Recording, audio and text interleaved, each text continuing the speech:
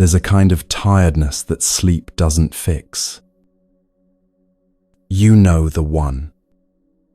You wake up already exhausted by everything you're not doing, not becoming, not managing to change.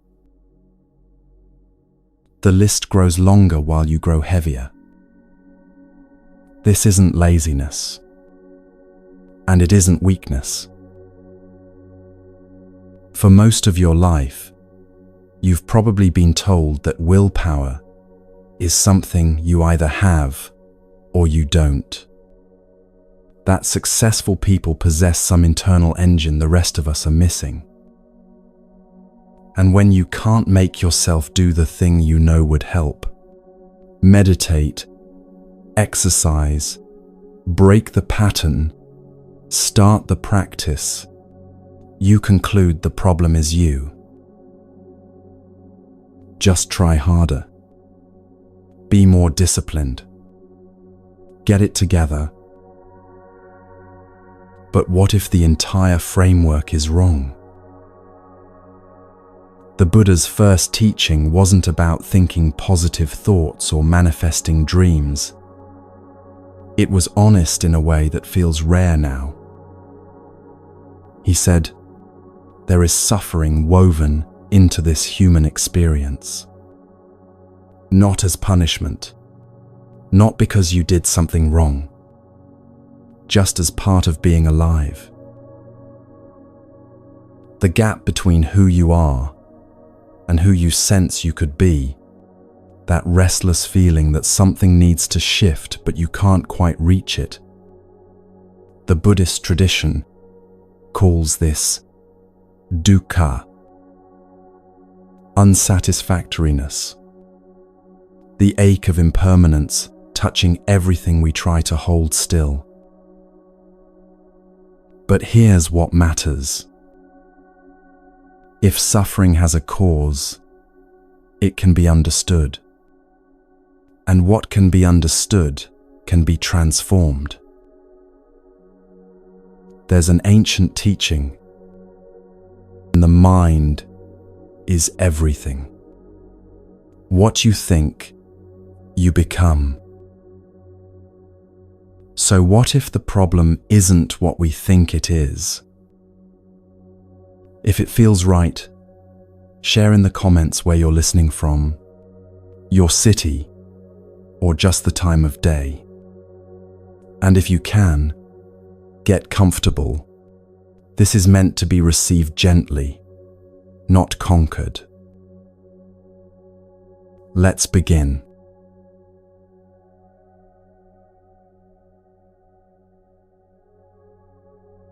In Buddhist understanding, karma isn't fate or cosmic punishment from some external judge.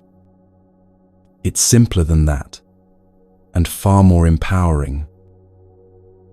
Karma means intentional action. When we act with wisdom and care, we plant seeds of peace.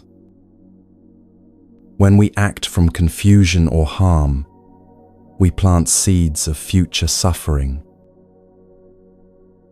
The universe doesn't judge this. It simply reflects it back, like an echo in a canyon. Here's the principle. If we're not consciously creating new karma, new patterns, new actions, new responses, then old karma keeps recreating us. The past doesn't just influence the present. When we're not actively choosing, the past becomes the present, over and over, in an endless loop. Imagine a small boat on a quiet bay. Beautiful day, calm water, no urgency. But there's a small leak, and water is slowly seeping in. Someone notices and says, "We should bail this water out or row to shore." The response comes easily, but that's effort. That's uncomfortable. Right now, everything feels fine. Let's just enjoy the view. And for a while, it is fine. The water rises slowly, barely noticeable. Easy to tell ourselves we'll deal with it later when it becomes a real problem. Except by the time it feels like a real problem, the boat is sinking. And now, instead of the mild inconvenience of bailing water, there's the real danger of swimming in cold, deep water. This is what happens when we're not actively creating new patterns. The boat doesn't stay stable just because we're not paying attention. The leak doesn't pause out of kindness. Doing nothing isn't neutral. It's choosing to let the old momentum continue. And here's what makes it even more complex. We're not just dealing with our own momentum. We're swimming in a river of collective momentum. What everyone around us thinks, wants, values, fears. The culture we live in has its own current. If you're not consciously swimming in a direction you've chosen, the current decides for you. Waking up one day, wearing clothes you don't remember choosing, believing things you never actually examined, wanting things someone else told you to want. This isn't a conspiracy. It's just what happens when we're not present. When we're not the captain of our own ship, someone else's map determines where we go. The Buddhist teaching points to something both humbling and liberating. We are competing with our own history. Every habitual thought 1,000 times, has carved a groove in the mind. Every reactive pattern repeated has become a superhighway of least resistance. The brain doesn't ask if the pattern serves you. It just notices, oh, we do this. This is familiar. Let's do it again. And if today, right now, there's no new seed being planted, no new possibility being watered, no new response being chosen, then yesterday wins.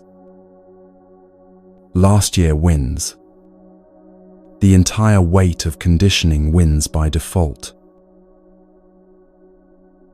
But here's the part that makes this bearable. Everything arises from causes and conditions, including motivation, energy, willpower. Nothing appears from nowhere. Which means if you understand the causes, you can work with them. You're not doomed by the past. You're simply living out its momentum until you choose to create something new. And that choice? It can start today.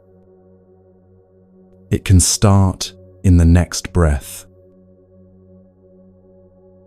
The question isn't whether you have enough willpower. The question is, are you planting seeds, or are you letting old seeds keep growing the same garden? Now, if this were a typical talk about motivation, the advice would be to set goals, make plans, push harder.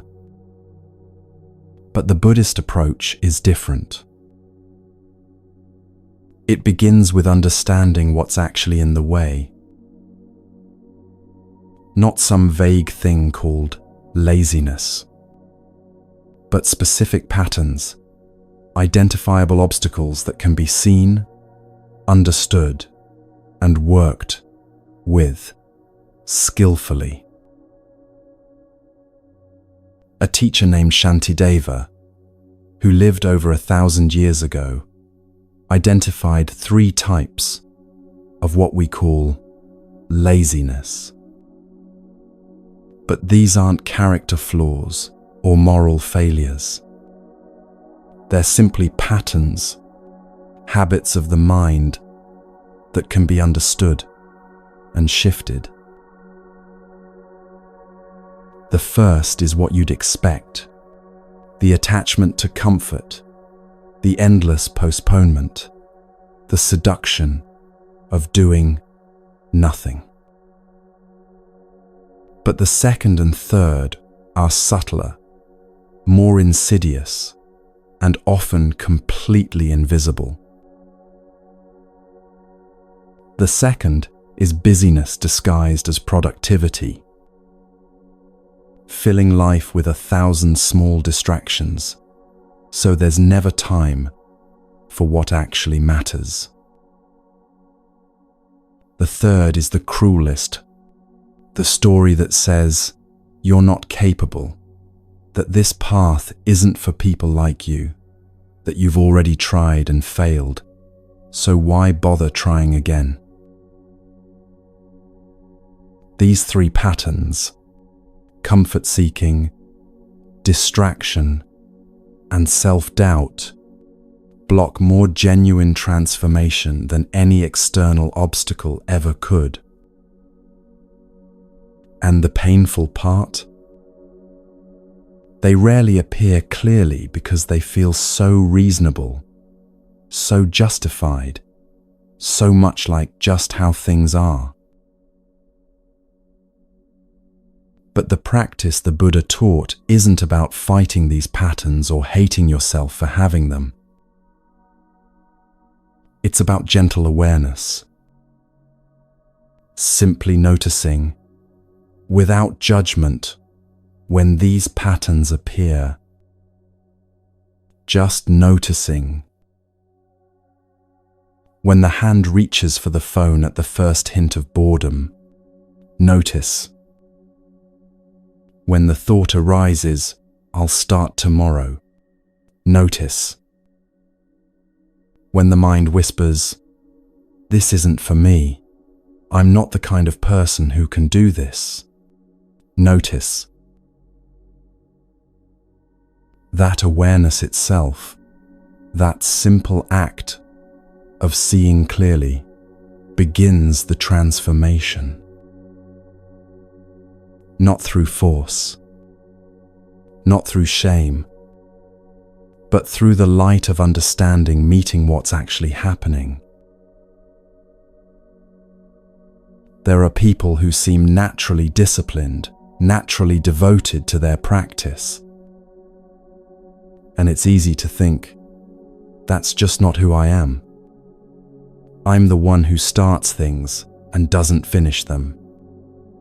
I'm the one who gets inspired and then drifts away.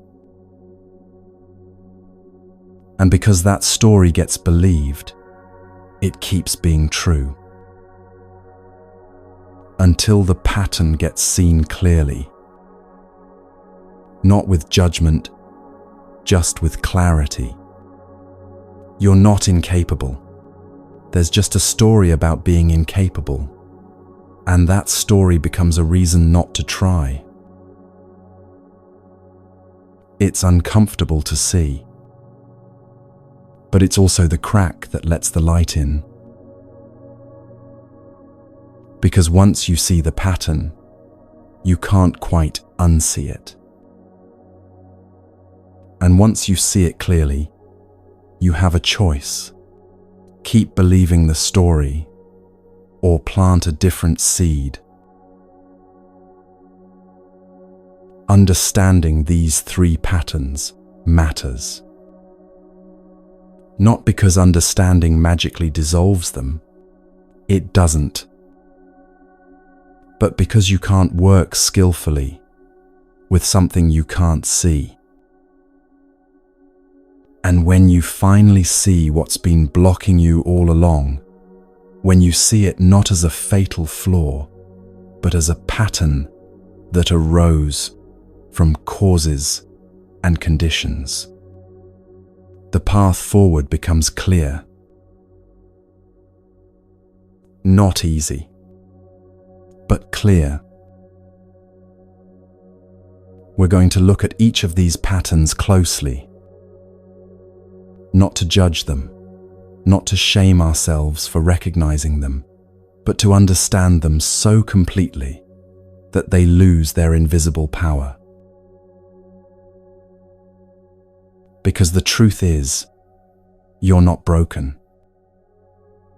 You're not lacking some essential ingredient that other people have. You're caught in patterns that made sense once, that served a purpose once, but now keep you smaller than you actually are. And patterns can change. Slowly, gradually, one conscious choice at a time, patterns can change. Let's look at how.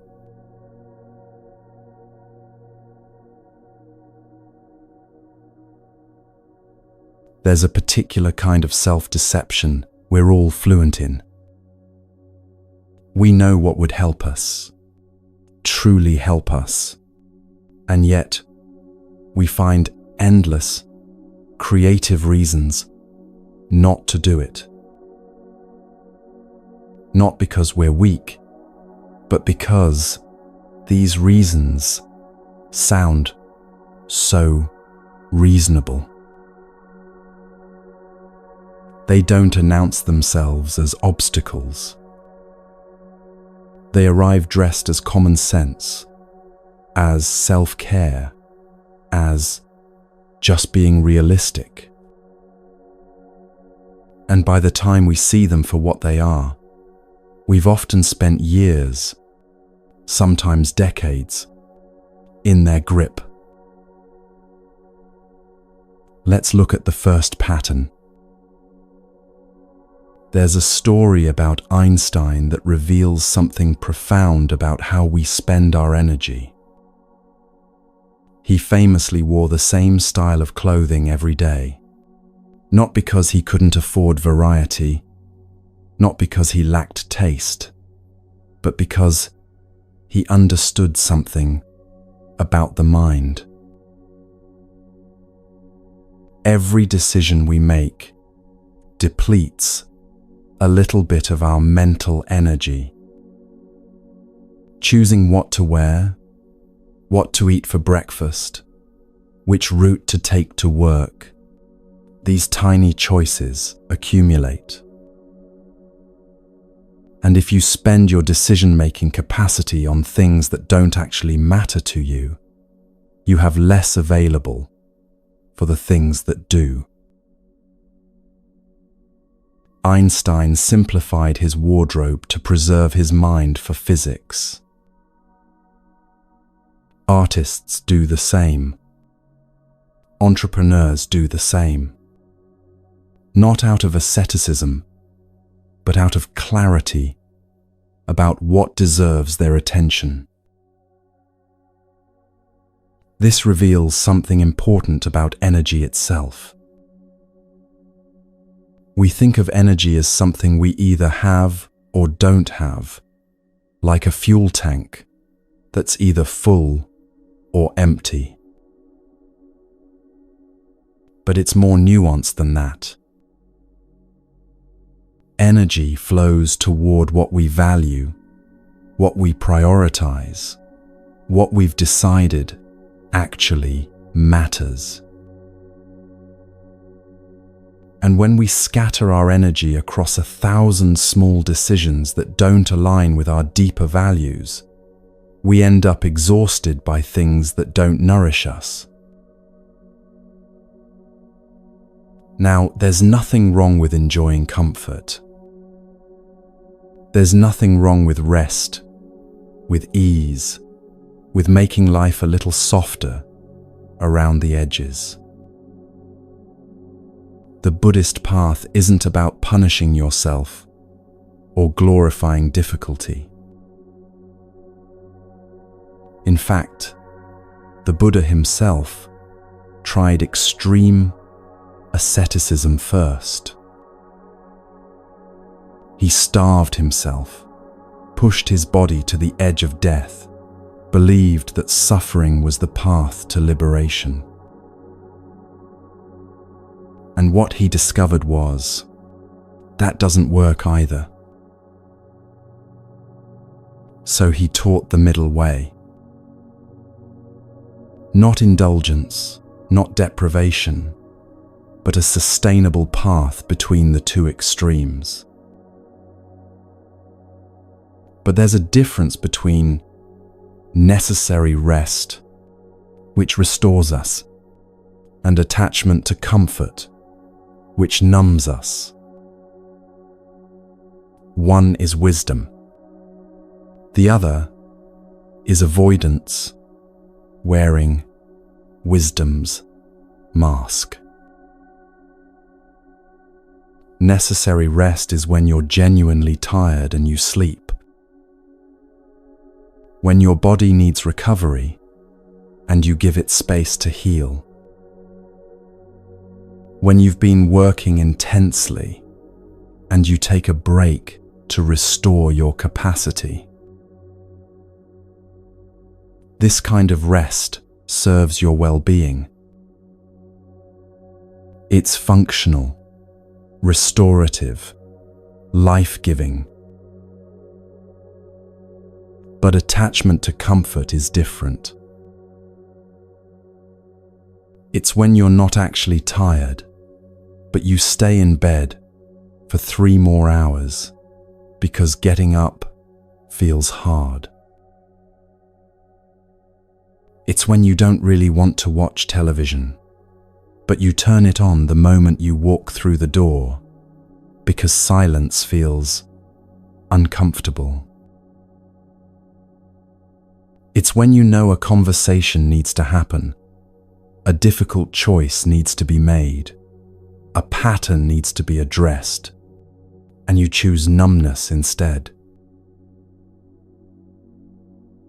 Attachment to comfort becomes a problem when we start organizing our entire lives around avoiding discomfort. When the primary question becomes not, what serves my growth, but what feels easiest right now. You see this most clearly in the postponement. I'll start meditating after the holidays. I'll begin that practice when work calms down. I'll make that change once I move to the new apartment. And these aren't lies exactly.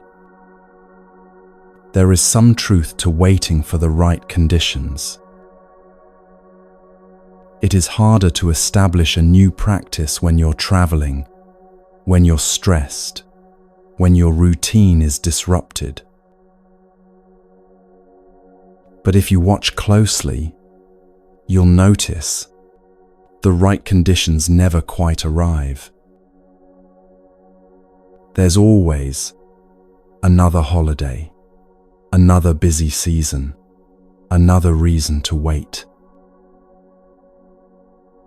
The holidays end, but then there's a work deadline. The work deadline passes, but then you're planning a trip. The trip ends, but now you're recovering from the trip. And underneath all these legitimate sounding reasons is a deeper truth. What we're really saying is, I'll do this when it stops requiring effort. And that moment never comes. The practice will always require showing up. Growth will always ask something of us. There is no future version of your life where transformation happens without you choosing it, without you meeting some edge of discomfort and deciding to stay anyway. This is where comfort becomes a relationship gone toxic. In a healthy relationship, you know when to lean in and when to create space. You know when connection serves you and when you need solitude. There's reciprocity, balance, mutual nourishment. But in a toxic relationship, everything becomes about managing the other person's needs at the expense of your own well-being. You organize your entire life around keeping them comfortable, keeping them happy, avoiding conflict at any cost. And this is exactly what happens with comfort when it becomes an attachment. You reach for your phone the moment there's a lull in conversation. You turn on the television the instant you walk through the door. You scroll through social media while waiting in line, while eating lunch, while sitting on the toilet. Not because any of these things are inherently bad, but because you've lost the ability to be with yourself without a buffer. Think about that for a moment. When was the last time you sat doing absolutely nothing? No phone, no book, no music, no television, no conversation. Just you, sitting, being present with whatever arises. For most people, it's been years, maybe decades, maybe never. And when they try it, even for 5 minutes, it's almost unbearable. The mind starts racing. The body gets restless. Every itch demands to be scratched. Every impulse demands to be followed. This is what constant comfort seeking does to us. It erodes our capacity to simply be. One episode becomes 3, becomes an entire season watched in a weekend. And somewhere in there, you notice this isn't rest anymore. This is escape. You're not restoring yourself. You're hiding from something you don't want to feel. Maybe it's loneliness. Maybe it's anxiety about the future. Maybe it's grief you haven't processed, anger you haven't acknowledged, fear you haven't faced. Maybe it's just the low-grade discomfort of being present with your own mind, which never stops commenting, never stops wanting, never stops comparing. And comfort becomes the drug that keeps you from feeling any of it. So the invitation here is simple, though not easy. Notice, just gently notice, when you reach for comfort? Is this nourishment or numbing? No judgment, just curiosity. When you pick up your phone, pause for a breath and ask, am I seeking connection or am I avoiding presence? When you pour the third glass of wine, when you buy something you don't need, when you stay up too late, watching things you don't even enjoy, what are you not wanting to feel? And here's what's interesting. The feelings you're avoiding are often not as overwhelming as you fear. Loneliness, when you actually feel it, has a texture, a flavor, a quality that's bearable. Anxiety, when you stop running from it, often reveals what actually needs attention. But you can't discover this if you never stop running. The pattern starts to lose its grip the moment you see it clearly. Not when you fix it, not when you overcome it, just when you see it. Because awareness is the beginning of choice. And choice is the beginning of freedom. But here's the thing about the first pattern. It's obvious once you see it.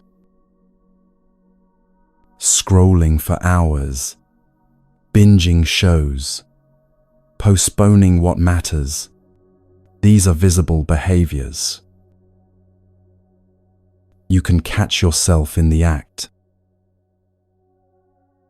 The second pattern is much sneakier. This one arrives disguised as productivity.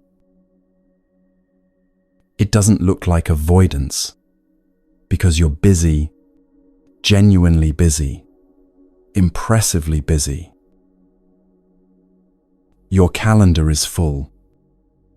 Your to-do list is long. You're getting things done. Just never the thing that actually matters. You'll reorganize your entire closet instead of sitting down to meditate.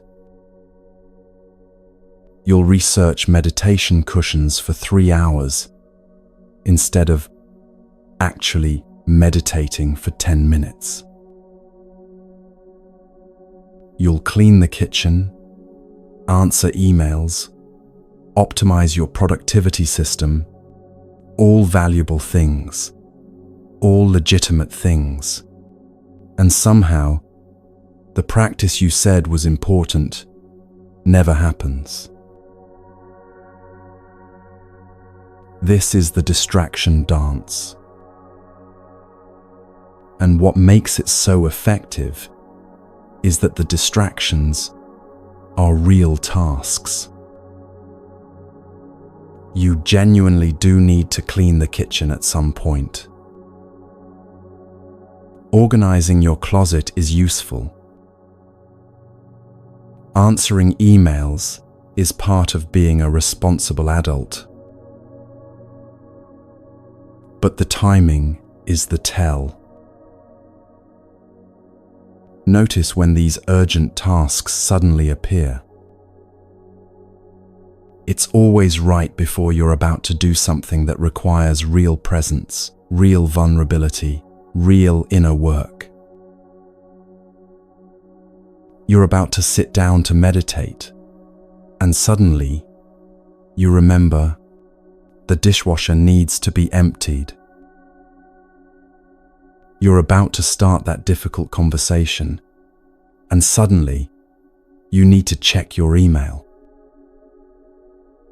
You're about to practice in a way that might actually change you, and suddenly everything else becomes urgent. We fill our lives with 1,000 small urgencies, so there's never quite enough time for what would actually transform us.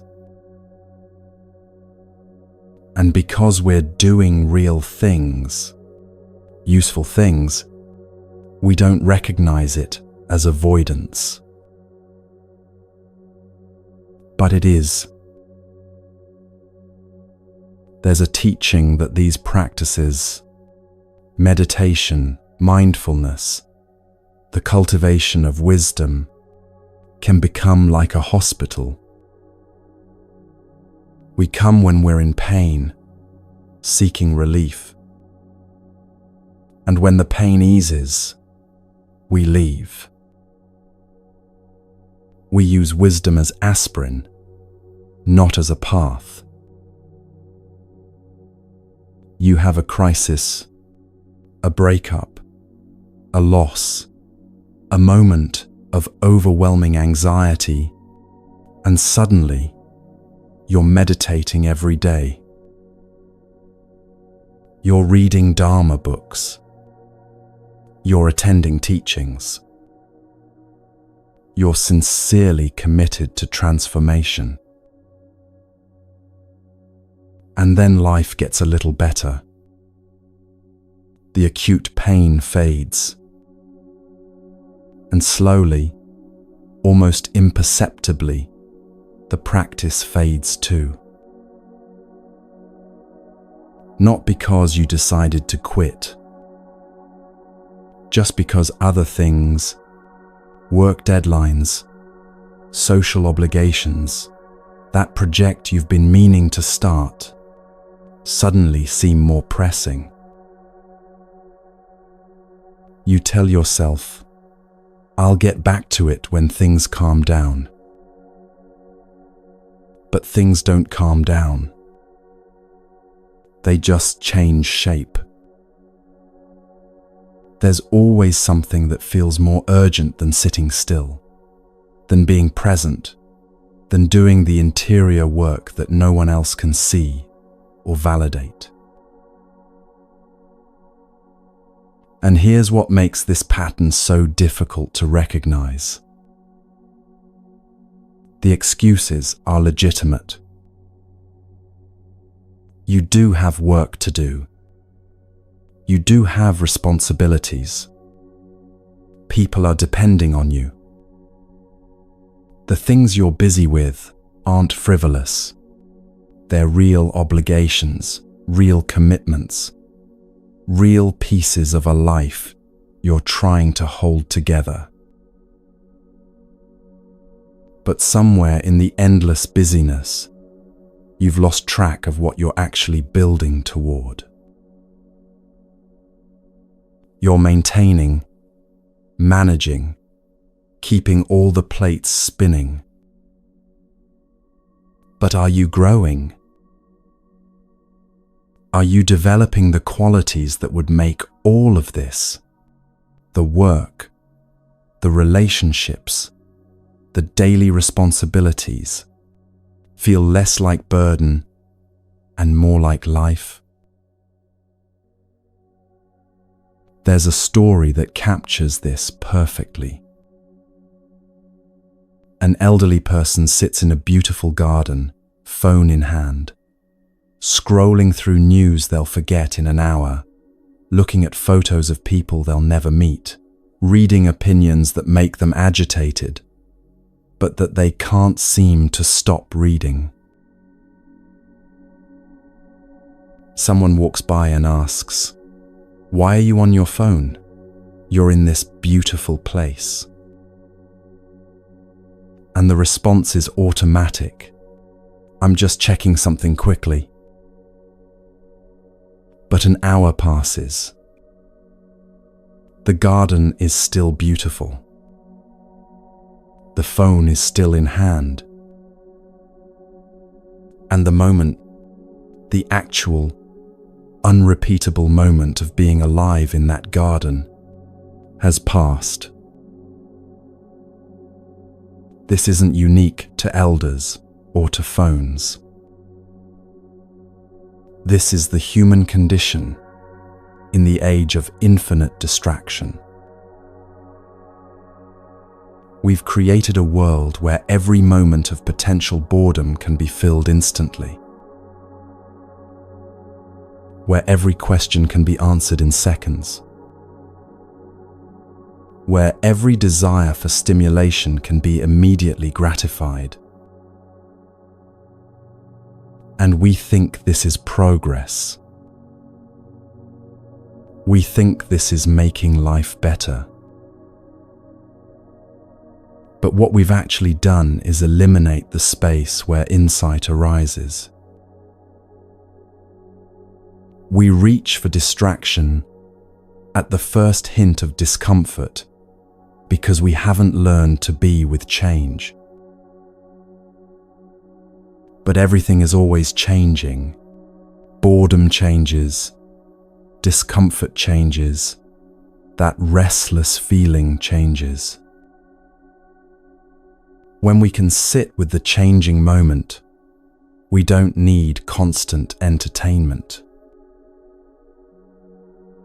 The teaching of impermanence isn't meant to make you sad.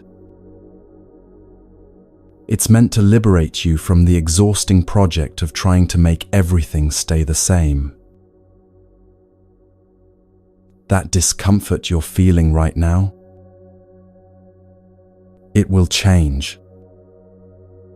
That boredom, it will shift into something else.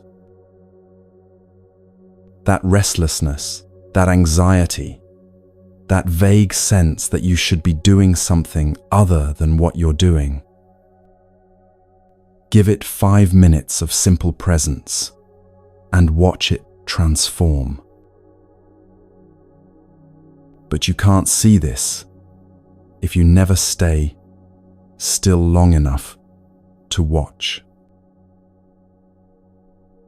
The cost of constant entertainment isn't just wasted time. It's our capacity for depth. When you can't sit through a moment of boredom without reaching for stimulation, you lose the ability to sit with anything difficult. When every silence must be filled, every gap must be occupied, you lose access to the spaciousness where insight arises. The Buddha didn't discover the nature of suffering by staying busy. He discovered it by sitting still, radically, completely still, until the noise settled and the truth revealed itself. And this isn't about becoming a monk or renouncing the world or living in a cave. It's about reclaiming presence. It's about being able to choose, in any given moment, where you place your attention. Because right now, your attention isn't really yours. It's been colonized by algorithms designed to keep you scrolling, by notifications engineered to trigger urgency, by an entire economy built on the assumption that your attention is a resource to be harvested and sold. And every time you reflexively check your phone, every time you fill a quiet moment with noise, you're reinforcing the pattern. You're training your mind to need constant input, constant stimulation, constant escape from the present moment. And the present moment, as it turns out, is the only place where life actually happens. Everything else, the scrolling, the planning, the remembering, the fantasizing, is a kind of absence, a stepping away from the only reality there is. Right now, for instance, what are you avoiding by listening to this? Maybe nothing. Maybe this is exactly where your attention should be. But maybe, just maybe, there's something uncomfortable waiting for you when this ends, and part of you is using even this teaching as a way to postpone it. No judgment if that's true. Just noticing. Because the practice isn't about perfection. It's about seeing clearly. And you can't see clearly if you're always in motion, always filling the space, always running from one thing to the next. The invitation is gentle but firm. What would it be like to let yourself be bored? To sit in a waiting room without pulling out your phone? To eat a meal without the television, without scrolling, without consuming content alongside your food? What would it be like to be with yourself, unmediated, for even 10 minutes? Most people can't do it. Not because they're weak, but because we've lost the muscle. We've trained ourselves to need constant input, constant stimulation, constant escape from the present moment. But even this second pattern, sneaky as it is, can be seen. You can catch yourself reorganizing the garage when you know what you really need is to sit still. You can notice the elaborate justifications, the productive procrastination, the way you fill every moment so nothing deeper can surface. The third pattern is different. Of all the ways we block our own growth, this one cuts deepest. It's the story that we're incapable. Not just incapable today, not just struggling in this moment, but fundamentally, essentially, permanently incapable. I'm just not good at meditation. I'm not a disciplined person. I'm not spiritual enough for this. Other people can do this, but I can't. And here's what makes this pattern so destructive. It sounds like humility. It sounds like honest self-assessment. It sounds like you're just being realistic about your limitations. But it's not humility. It's a prison you've built for yourself and then locked from the inside. Humility is seeing clearly. Seeing where you are, what you're working with, what you haven't yet developed. Humility doesn't say, I'm incapable. It says, I haven't cultivated this capacity yet. That yet is everything. When we measure ourselves against others, we create suffering that didn't need to exist. Someone ahead of us becomes a reason for envy. Someone behind us becomes a reason for pride.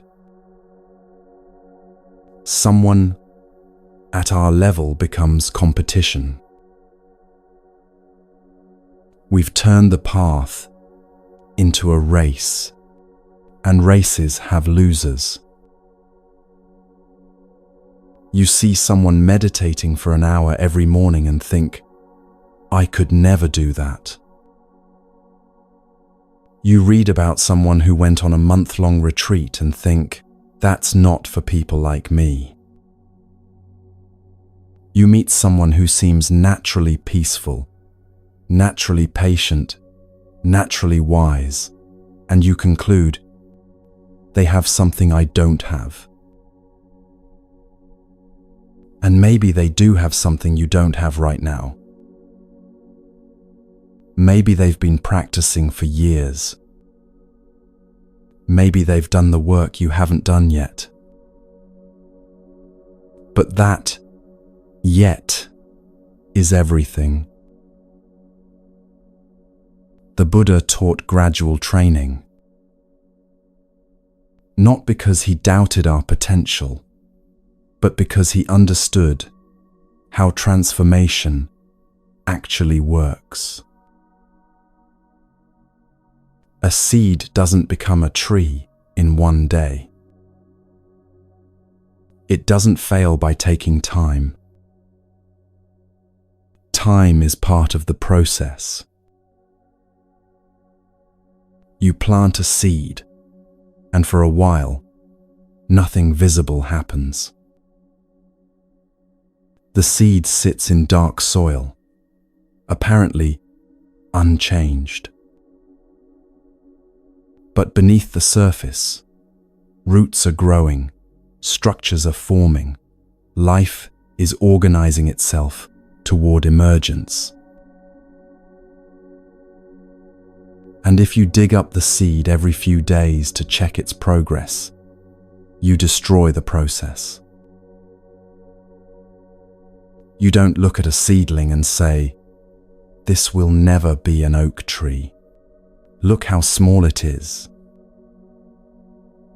You understand that growth is gradual, that development has stages, that becoming takes time.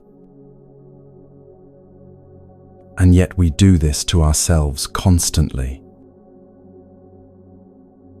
We compare our beginning to someone else's middle.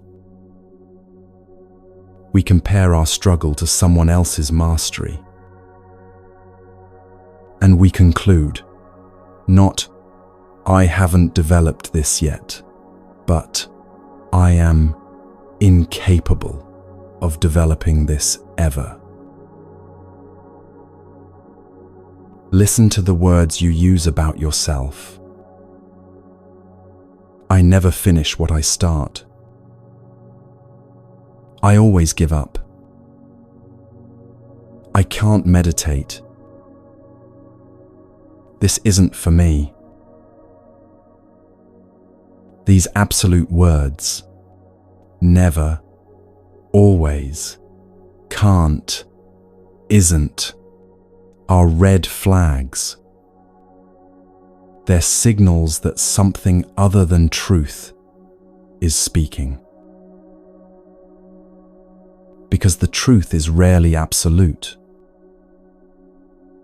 The truth is, I haven't finished some things I started. I've given up before, and I might give up again, and I might also persist. I find meditation challenging right now. This feels unfamiliar and difficult. These statements leave room for change. They describe a current state without making it permanent. When you hear yourself use these absolute words, listen. That's not truth speaking. That's fear protecting itself. Because if you're incapable, you don't have to try. If this isn't for you, you don't have to face the discomfort of being a beginner. If you've already decided you'll fail, you never have to risk the vulnerability of sincere effort. It's a kind of protection, but it's also a kind of death. Because the moment you decide, I can't, you stop planting seeds. And if you're not planting seeds, nothing new can grow. So here's the question that changes the entire framework. Not, can I do this perfectly? Not, can I do this as well as that person? Not, can I do this without struggle or difficulty or ever feeling lost? But simply, what's the best I can offer right now? Not tomorrow. Not when you're better, more ready, more capable. Right now, with exactly what you have, exactly where you are, what's the best you can offer? Maybe it's 5 minutes of sitting still instead of an hour. Maybe it's 3 conscious breaths instead of a formal meditation.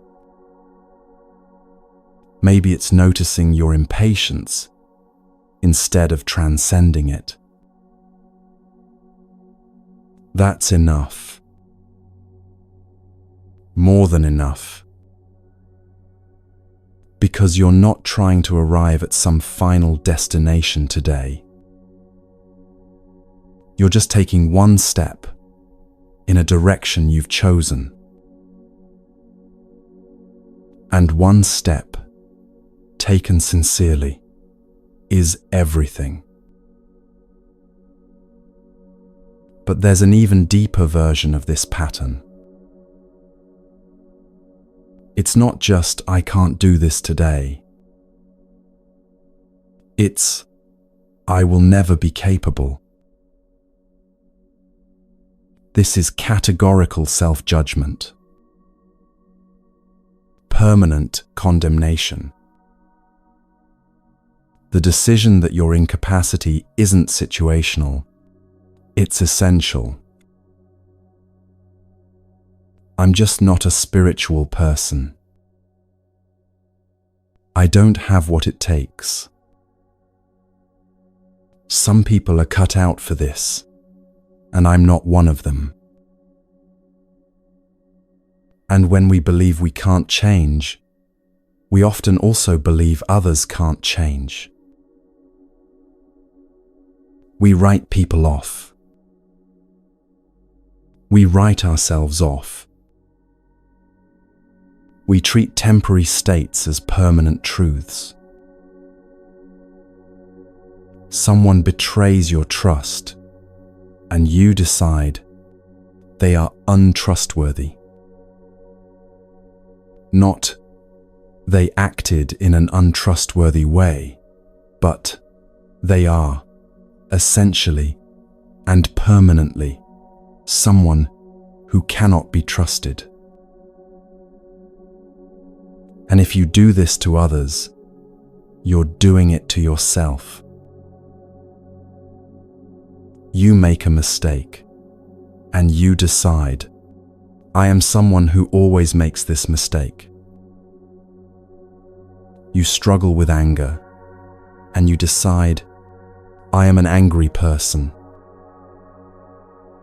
You try meditation and find it difficult, and you decide, I am someone who can't meditate. But here's what the Buddhist tradition discovered through centuries of practice. The mind's essential nature is clear, like the sky. Confusion, anger, fear, These are like clouds passing through. They don't corrupt the sky. They just temporarily block the sun. You are not your worst moment, your worst pattern, your worst thought. Those are weather passing through. When you identify with the clouds, you forget the sky. You think, I am confusion. I am anger. I am fear. But you're not. You're the space in which confusion appears and dissolves. You're the awareness that notices anger arising and passing. You're the sky, not the weather. And the sky is vast enough to hold anything. This doesn't mean the weather doesn't matter. Storms are real. Clouds are real. The pain you feel, the patterns you struggle with, the ways you keep stumbling, these are real. But they're not permanent. And they're not you. There's a phrase people use to protect this pattern of self-judgment. The spiritual path is too difficult. And on the surface, it's true. Sitting still when your mind is chaos is difficult. Being patient when you feel rage is difficult. Continuing to practice when you see no immediate results is difficult. But here's what that phrase is really saying. There must be an easier way to find peace. And the Buddha's teaching is clear on this. There is no easier path to genuine peace. Imagine you're in a small boat and water is seeping in. Your companion says, bailing water is hard work. Rowing to shore is exhausting. Let's just enjoy the view. And yes, doing something requires effort. But doing nothing doesn't mean things stay easy. It means you sink. And swimming in cold water is much harder than bailing out the boat. There is no easier path to genuine peace. There's only, do we address this now, while we still have choices? Or wait until crisis forces us? You can spend your whole life looking for a version of transformation that doesn't require effort, doesn't require facing discomfort, doesn't require change. But it doesn't exist. You can change cities. You can change partners. You can change jobs, change your appearance, change your daily routine. And sometimes these changes help. Sometimes a new environment creates space for new patterns. But you can't change cities enough times to escape your own mind. The Buddha taught something crucial. There is no genuine, lasting well-being that doesn't involve waking up. You can't find equivalent peace by changing the external circumstances of your life. Those things might bring temporary relief, like painkillers for a broken bone. But they don't heal the fracture. Only setting the bone heals the bone. Only transforming the mind brings lasting peace. And yes, that's difficult. Yes, it requires effort. Yes, it asks you to face things you've been avoiding, to sit with discomfort you'd rather escape, to keep showing up even when you can't see progress. But what's the alternative? To spend your life seeking comfort that never quite satisfies. To fill your days with distractions that leave you feeling empty. To tell yourself you're incapable and never discover what you might actually become. There's a teaching that might sound strange at first. No one complains about having to use the bathroom every day. No one says, "This is too difficult. I have to eat. I have to sleep. I have to breathe. It's so exhausting." Why? Because there's no alternative. These are simply what it means to be alive in a body. You don't wake up and think, "Do I feel like breathing today?" You don't debate whether you're in the mood to eat. You don't wait until you're inspired to sleep. You do these things because they're required. Because without them, the body can't function. And the same is true of the mind. If you want peace, you have to cultivate peace. If you want clarity, you have to practice seeing clearly. If you want freedom from reactivity, you have to train in responding wisely. There's no plan B where you get the results without the causes. There's no shortcut where you skip the practice and arrive at the destination. So the path isn't difficult in comparison to an easier alternative. The path is just what's required. Like eating, like sleeping, like breathing. You don't have to like it every day. You don't have to feel inspired by it. You just have to do it.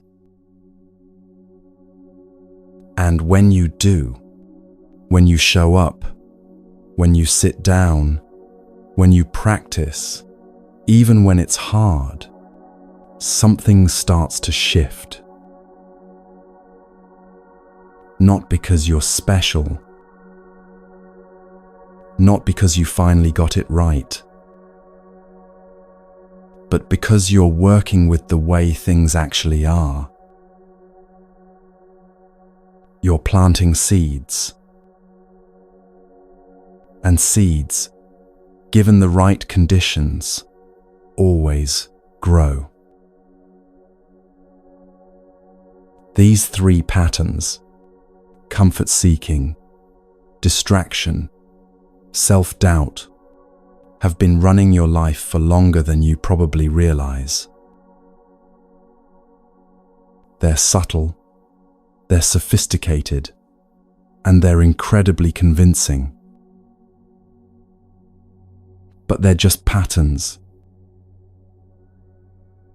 Not truth, not destiny, not who you actually are. Just habits of mind that arose from causes and conditions and can dissolve when met with clear seeing. The work isn't to fight them. The work is to see them. And in the seeing, in the gentle, persistent, patient seeing, something begins to loosen. Not all at once. Not dramatically, but gradually, like ice melting in spring, like clouds parting to reveal sky that was always there. You start to notice the choice points. The moment before you reach for your phone. The moment before you say, "I'll start tomorrow." The moment before you conclude, "I can't do this." And in those moments, just for a second, just for a breath, you have a choice. You can follow the old pattern, or you can plant a new seed. Both are fine. Neither makes you good or bad, successful or failing. But only one of them leads somewhere new. And if you're still listening, if you're still here, you already know which one you want to choose.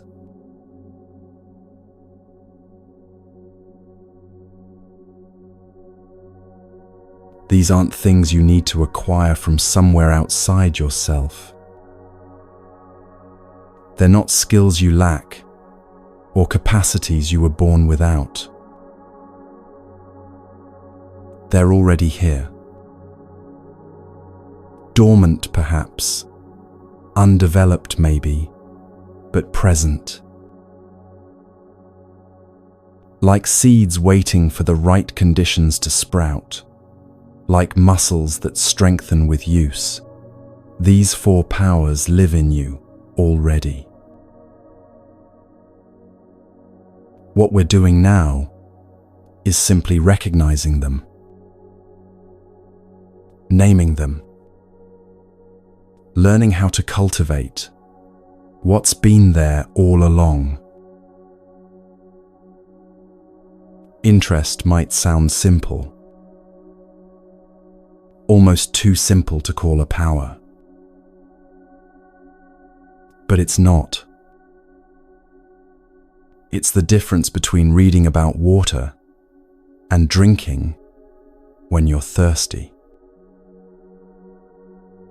It's the difference between knowing that meditation might help and actually caring enough to sit down and do it. You can have all the intelligence in the world, all the talent, all the favorable conditions. But without genuine interest, without that pull, that curiosity, that sense of, I need to understand this, nothing moves. Interest is what makes you open the book when you're tired. Interest is what makes you sit down to practice when 1,000 other things are calling for your attention. Interest is what keeps you coming back after you've stumbled, after you've failed, after you've forgotten why you started in the first place. And here's what's crucial to understand.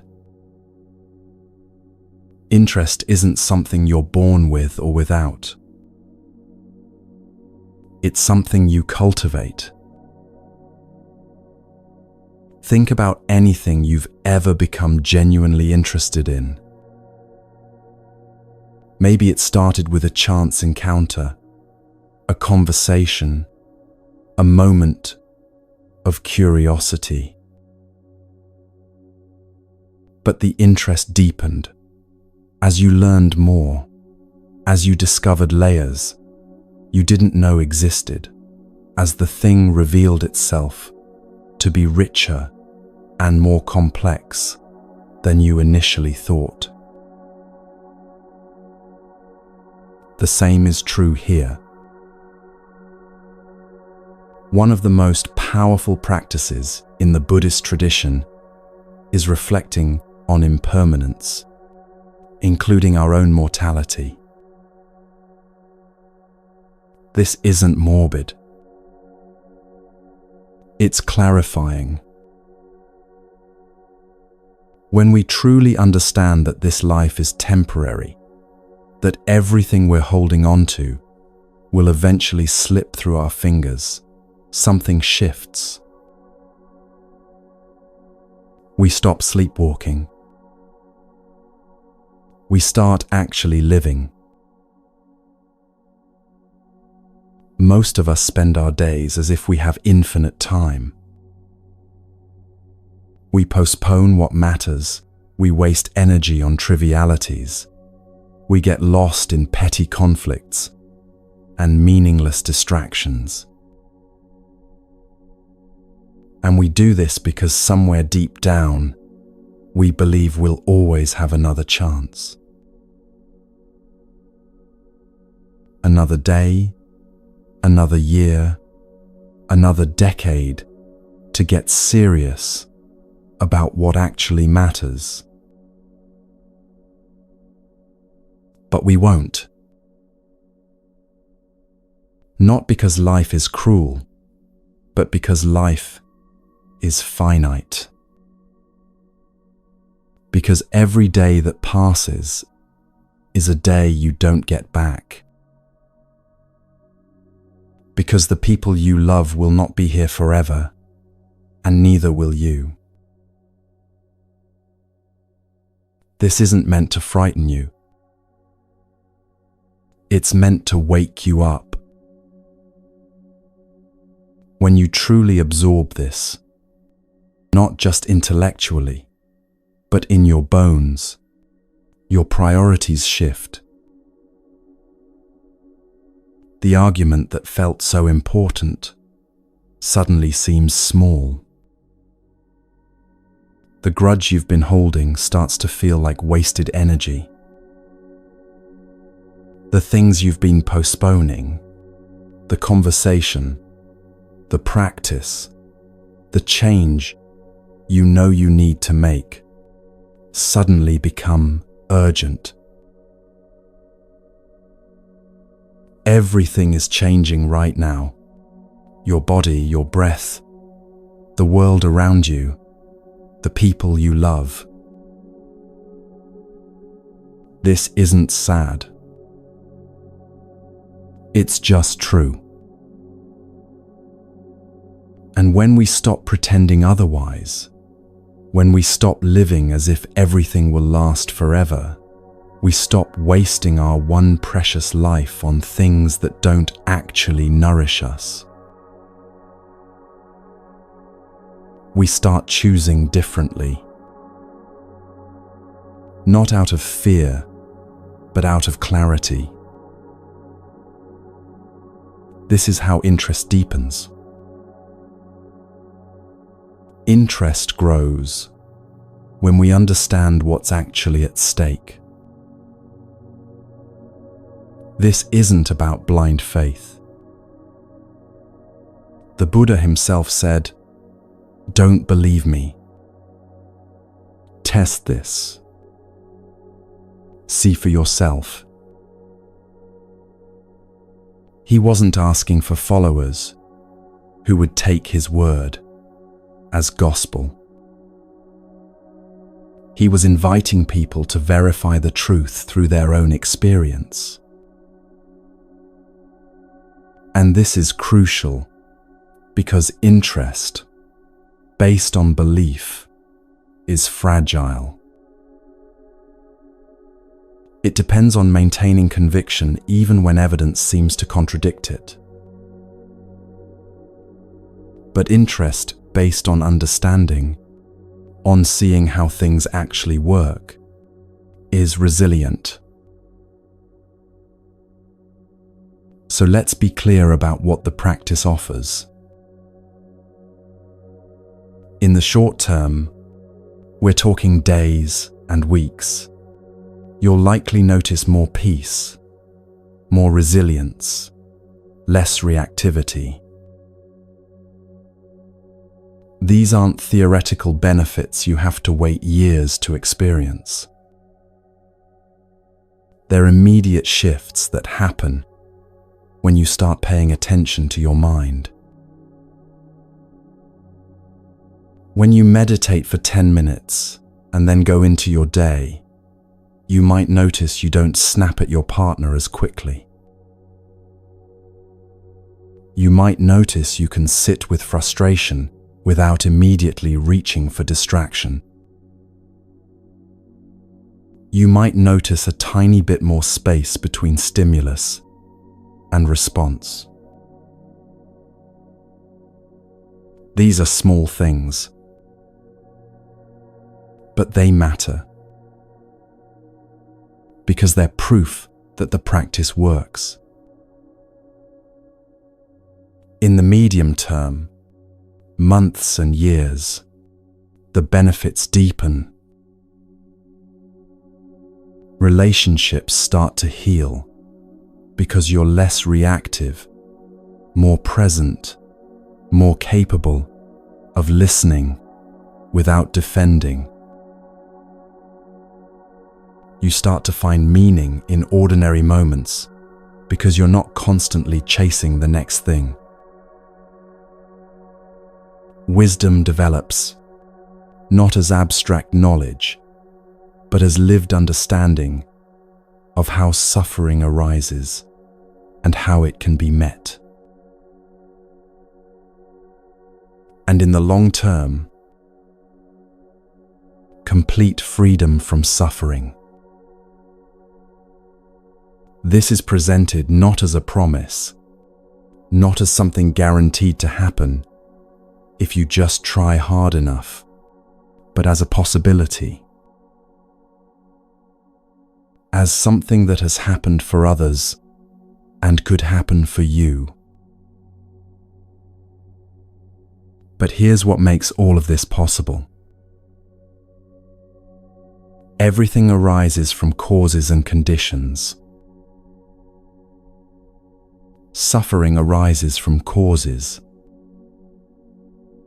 Joy arises from causes.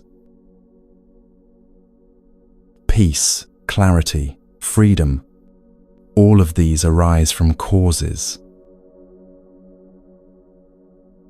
When we understand this deeply, not just intellectually, but in our actual experience, we realize something liberating. We can work with the causes. We're not helpless victims of circumstance, tossed around by forces beyond our control. We're gardeners, planting seeds. If you want patience, you plant the seeds of patience by practicing restraint when you feel impatient. If you want clarity, you plant the seeds of clarity by paying attention when the mind is foggy. If you want peace, you plant the seeds of peace by choosing non-reactivity when provoked. This isn't magic. It's how minds work. So here's the invitation. Run small experiments. Meditate for 5 minutes and notice, do you feel different after? Not seeking magic, not expecting enlightenment, just noticing cause and effect in your own experience? Did sitting still for 5 minutes create a little more space in your mind? Did it calm the nervous system even slightly? Did it give you a momentary break from the constant mental chatter? If yes, you've verified something important. The practice works. Not because someone told you it would, but because you experienced it directly. And that verification, that direct knowing, deepens interest in a way that belief never could. There's a teaching, understanding is the heartwood of well-spoken words. Truth isn't meant to be believed. It's meant to be understood, tested, lived.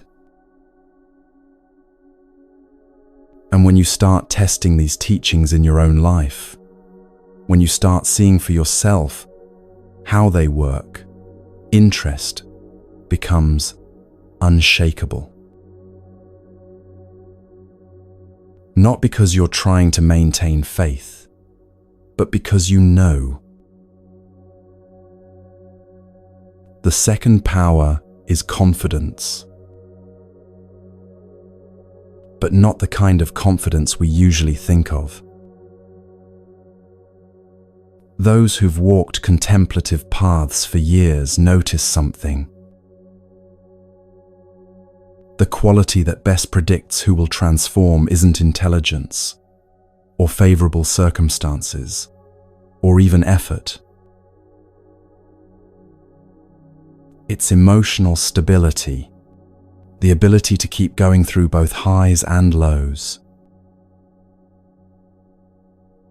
Think about what usually happens.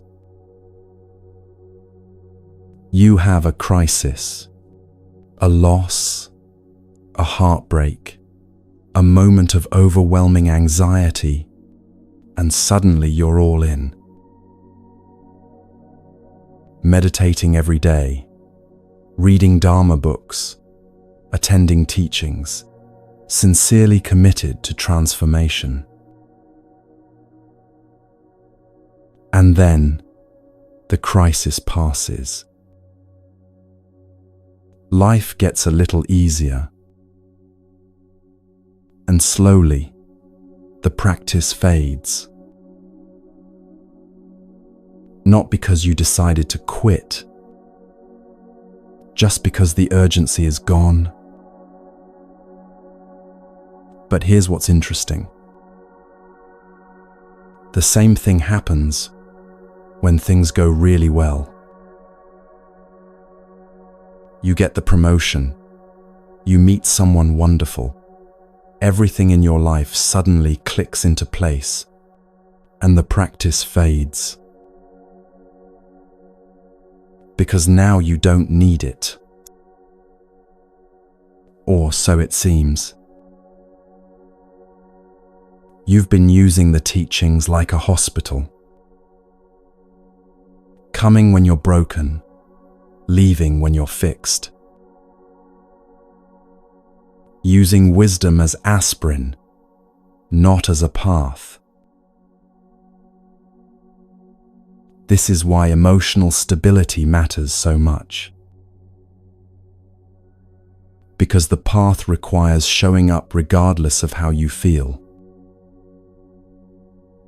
Practicing when you're inspired and when you're not. Continuing when it's hard and when it's easy. When life is falling apart and when everything's going great. And this kind of stability comes from a particular kind of confidence. Western psychology talks about self-esteem, building up a confident self. Buddhism offers something different. Confidence, not in a fixed self, but in potential. Not, I am great, but this mind has capacity for transformation.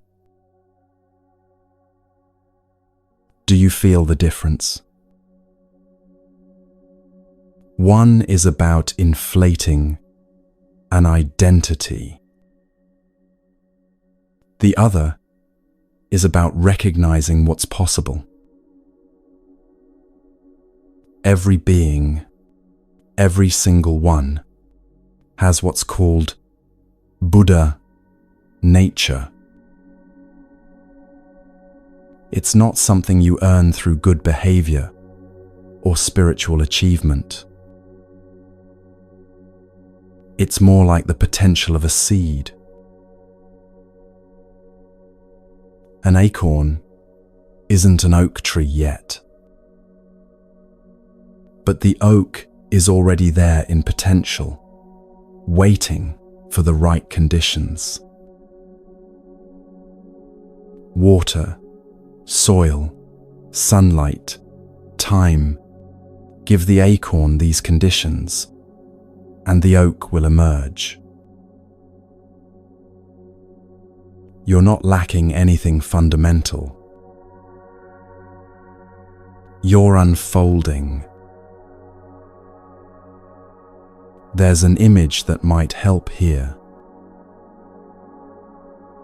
Imagine a mirror covered in dust. The dust obscures the reflection, makes everything blurry and dim. But the mirror itself, the reflective surface, remains pristine underneath. The mind's essential nature is like that mirror. Vast, clear, capable of infinite development. Anger, confusion, fear, these are like dust on the surface. They obscure, but they don't corrupt. The mirror remains clear underneath. And this matters because it means you're not fundamentally broken. You're not trying to become something you're not. You're uncovering what's already there. This changes how you work with difficult emotions, difficult patterns, difficult moments. Instead of thinking, I need to eliminate anger because I'm an angry person, you think, anger is arising in this clear mind. It will pass, like dust settling, like clouds moving. I can work with this skillfully. There are 3 kinds of confidence worth cultivating. First, confidence in your capacity to overcome. Not, I will never feel anger again. That's unhelpful perfectionism that sets you up for failure. But I can learn to work with anger skillfully. I can shorten its duration. I can see it arising and choose a wiser response.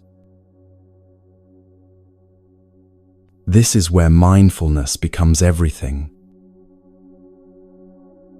Noticing is the beginning.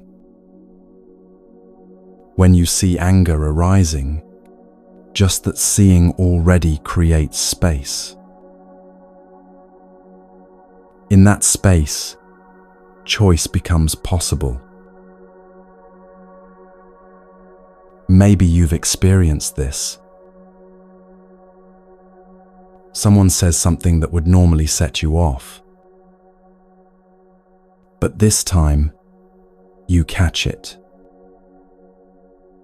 You notice the heat rising, the jaw clenching, the impulse to lash out. And in that noticing, something shifts. You're not swept away. You still feel the anger, but you're not possessed by it. You might still respond. You might still speak firmly, might still set a boundary. But you're doing it from choice, not from compulsion. This doesn't happen overnight. The first 100 times, you might notice the anger only after you've already reacted. Oh, I was angry. That's why I said that. That's fine. That's progress. Because noticing after is the foundation for noticing during, which is the foundation for noticing before. And each time you notice, the groove of awareness gets a little deeper. The gap between impulse and action gets a little wider. The possibility of choosing wisely gets a little stronger. The shift is gradual. So gradual you might not see it day to day. But look back over months, over years, and you'll see you're different. Not perfect. Not free from all reactivity. But more capable, more skillful, more free. Second, confidence in your capacity to develop. Every quality can be cultivated. Patience, kindness, clarity, joy. The mind is like a muscle. What you train grows stronger. If you train in worry, you become an expert at worry. Your mind gets really good at finding things to be anxious about, at spinning worst-case scenarios, at catastrophizing. If you train in noticing beauty, you become an expert at joy. Your mind gets really good at finding wonder in ordinary moments, at appreciating what's here, at resting in simple presence. It's not magic. It's conditioning. And the beautiful thing is, you get to choose what you condition. There's no ceiling except the ones we imagine. You can develop patience beyond what you currently think possible. You can develop wisdom that transforms your entire relationship to life. You can develop love that includes all beings without exception. But it must be real. It must be based on actual causes and conditions, not magical thinking. You don't develop patience by wishing for it or affirming it. You develop patience by practicing restraint when impatience arises. again and again and again, until the mind learns a new way. This is gradual training. This is the path. Third, confidence in your capacity to help others. Even now, you can offer presence, kindness, a listening ear. You don't need to be enlightened to be helpful. You don't need to have it all figured out before you can show up for someone else. And as you develop inner stability, you naturally have more to offer. Those who've gone deep into practice discover something beautiful. The more peace you find, the more you want others to find it too. Not from obligation, not from should, not because some teaching told you to care about all beings, but from natural care, like wanting to share good news. When you discover something that genuinely helps, that actually reduces suffering, that brings real peace, of course, you want others to know about it. This isn't about becoming a teacher or taking on some grand mission. It's just about showing up with what you have. And what you have, right now, exactly as you are, is enough to make a difference. The third power is joy. And this might be the most misunderstood of all. We're trained to chase results. Get the degree, get the job, get the promotion, get the house, get the relationship, get the recognition. Always arriving somewhere other than here. And it's exhausting, because the arrival never quite satisfies. You get the thing you've been chasing, and there's a moment of relief, maybe even happiness. But it fades quickly. And then you're looking for the next thing to achieve, the next milestone to reach. The exhaustion of constantly pursuing future rewards is real. And it's unsustainable. Those who've mastered any craft, whether meditation, music, carpentry, or care, share something in common. They don't focus on outcomes. They focus on causes and conditions. They don't demand results. They create the conditions that make results inevitable.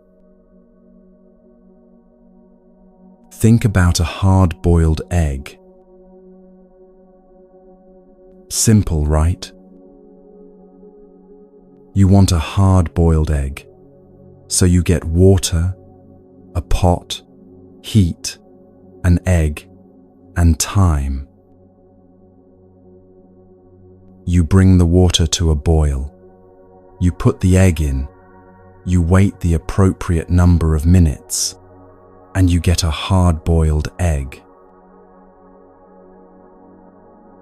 You don't hope for a hard-boiled egg. You don't pray for it, or visualize it, or try to manifest it through positive thinking. You create the conditions, and the egg has no choice but to cook. This is what the teaching of dependent origination means practically. Create the right causes and conditions, and the result arises naturally. Not through force, not through hope, through understanding how things work. This shifts everything about how you approach practice. You're not trying to force yourself to be peaceful. You're creating the conditions, stillness, silence, attention, that allow peace to arise naturally. You're not demanding that you never get angry. You're creating the conditions, awareness, patience, understanding, that make anger less likely and easier to work with when it does arise. The focus shifts from outcome to process, from achievement to alignment. And here's where something interesting happens. There's a teaching about going beyond hope and fear. This sounds strange at first. Hope feels precious. It's what gets us through hard times, isn't it? But Buddhist practice points to something more stable than hope. Equanimity. A deep calm that comes from understanding impermanence and meeting each moment with clarity. Hope always has fear as its shadow. When you hope for something, you fear not getting it. You're tossed between anticipation and anxiety, between maybe it will happen and what if it doesn't? This isn't peace. It's the opposite. There's a phrase you might have heard: if you're not angry, you're not paying attention. The idea is that there's so much injustice in the world that if you're not outraged, you must be ignorant or complicit. That anger is the appropriate fuel for creating change.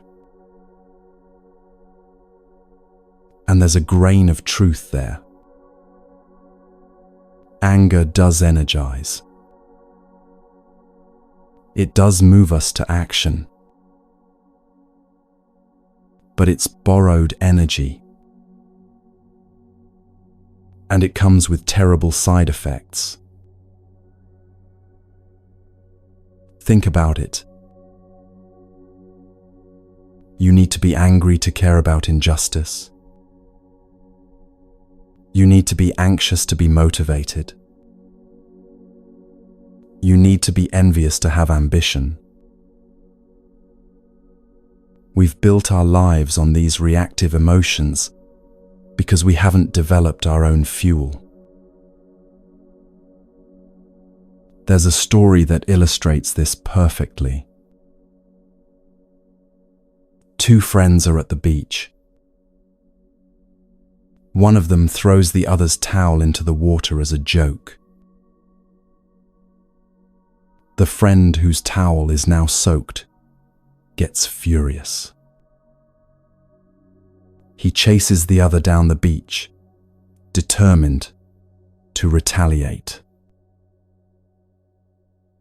But his friend is fast and stays just out of reach.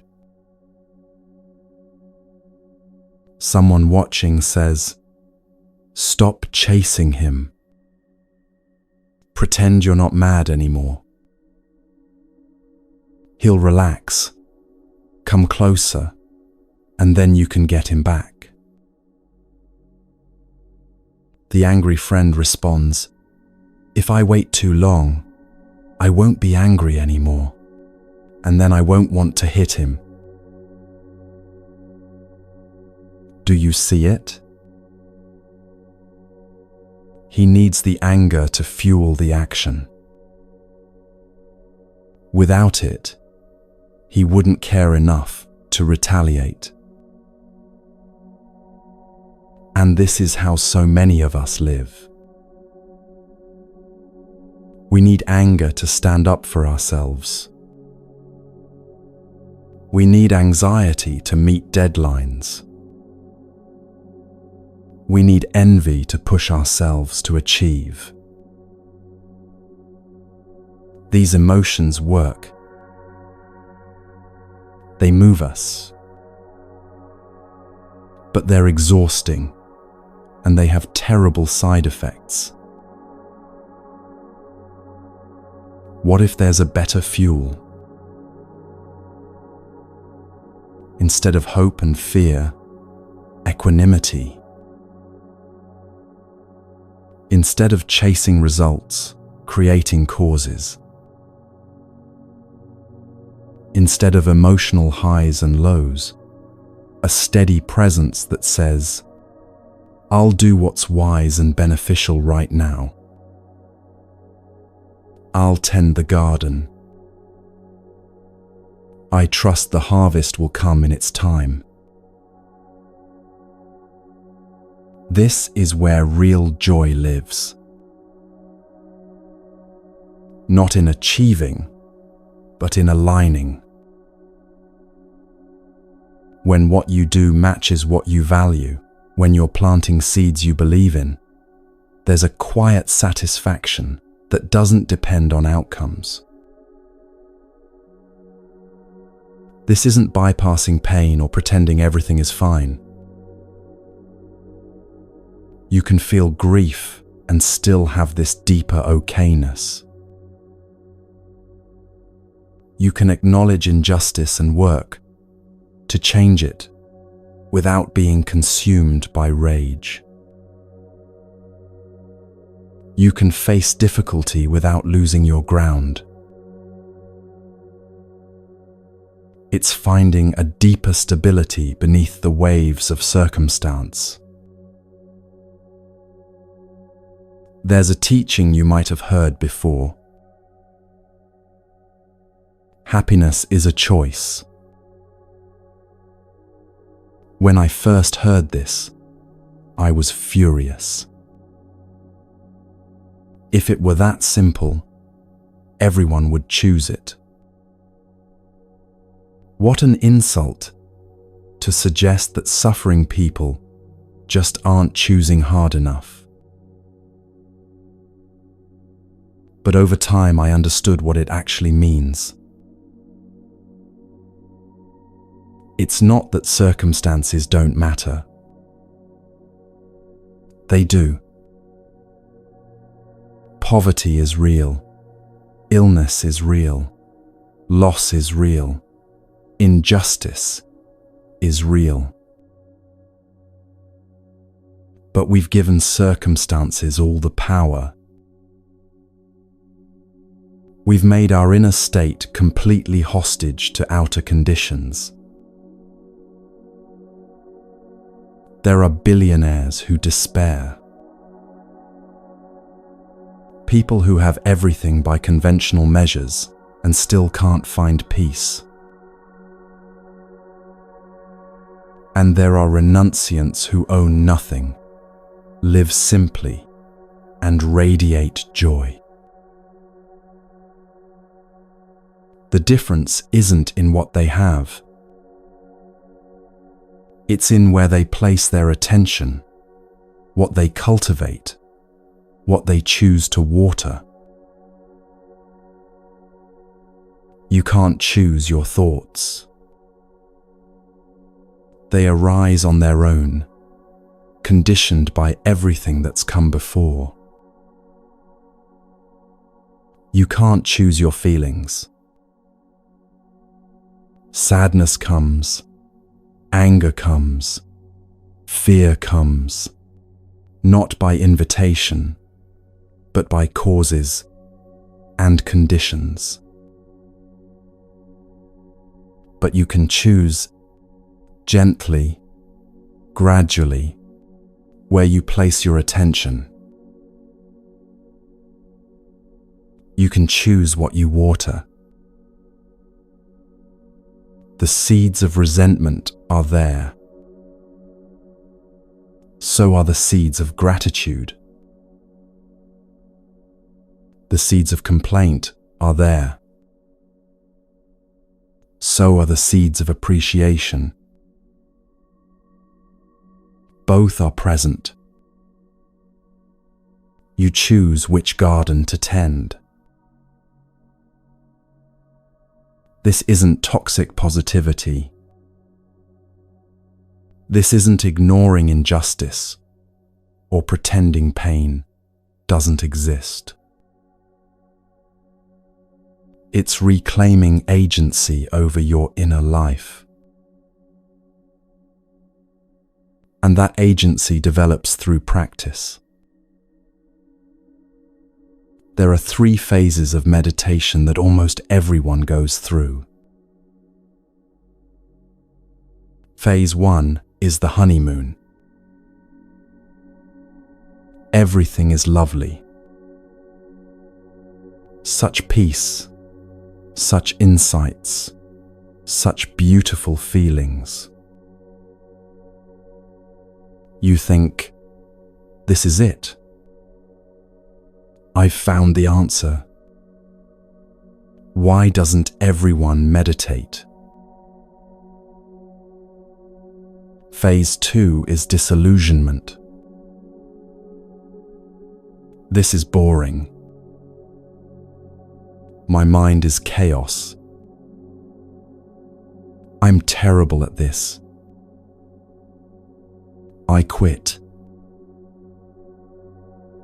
The initial excitement has worn off, and now you're face to face with the actual work. The mind that won't settle, the body that won't stop fidgeting, the thoughts that won't shut up. And this is where most sincere seekers abandon the path. Not because they're weak, not because they're incapable, but because they haven't yet developed their own fuel. They're still relating to practice like a TV show. Does this entertain me?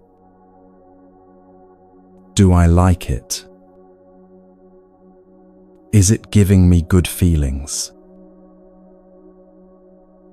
And when the answer is no, they conclude the practice doesn't work or they're not suited for it.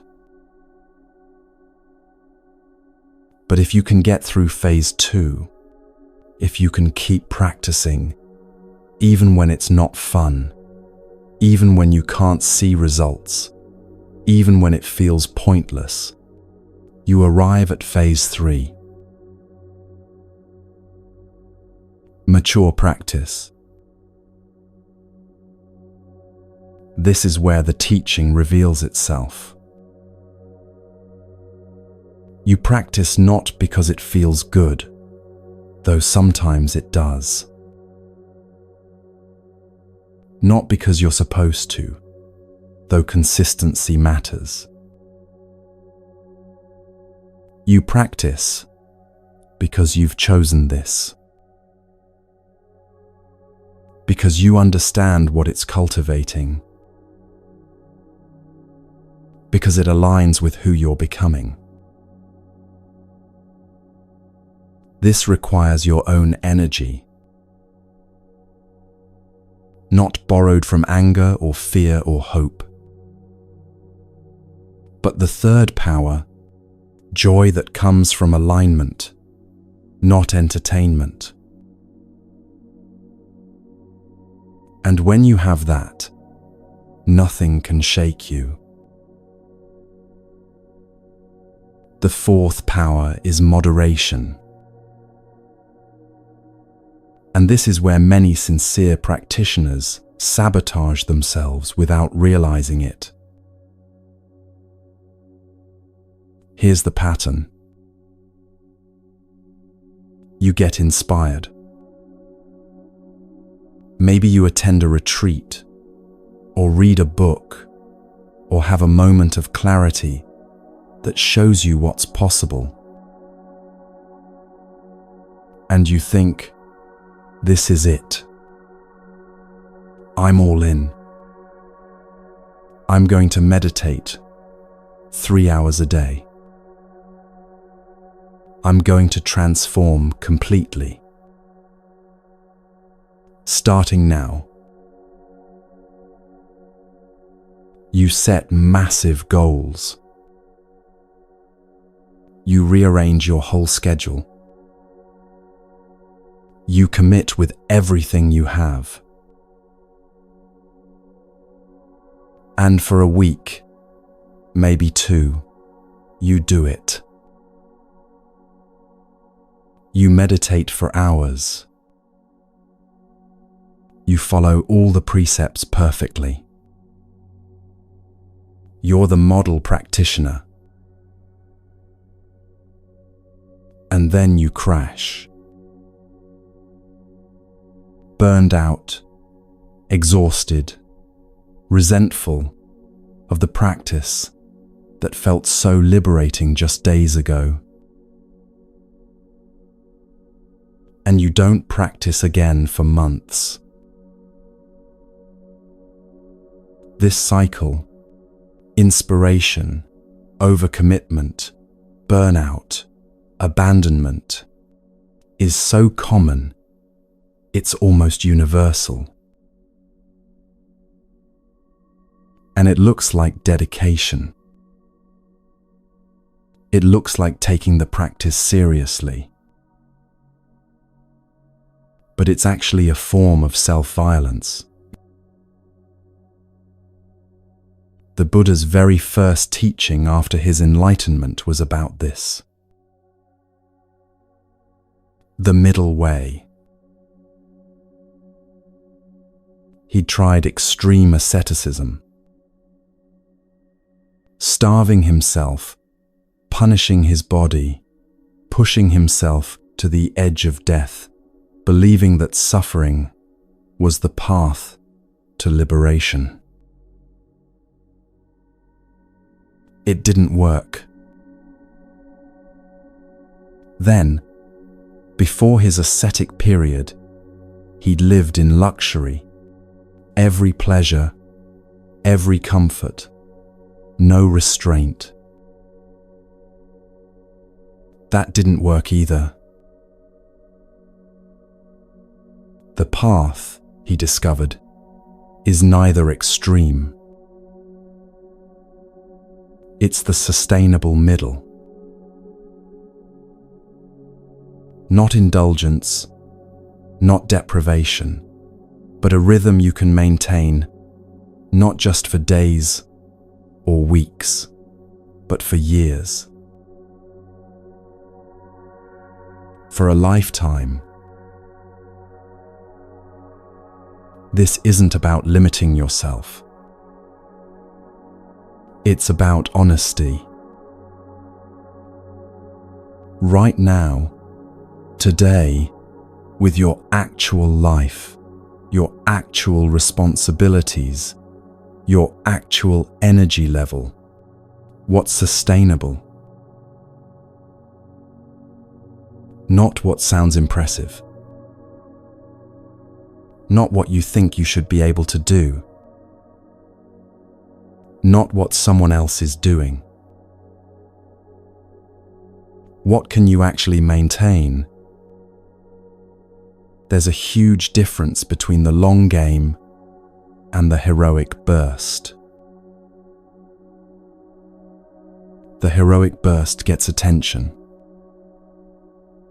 3 hours of meditation a day sounds serious, committed, worthy of respect.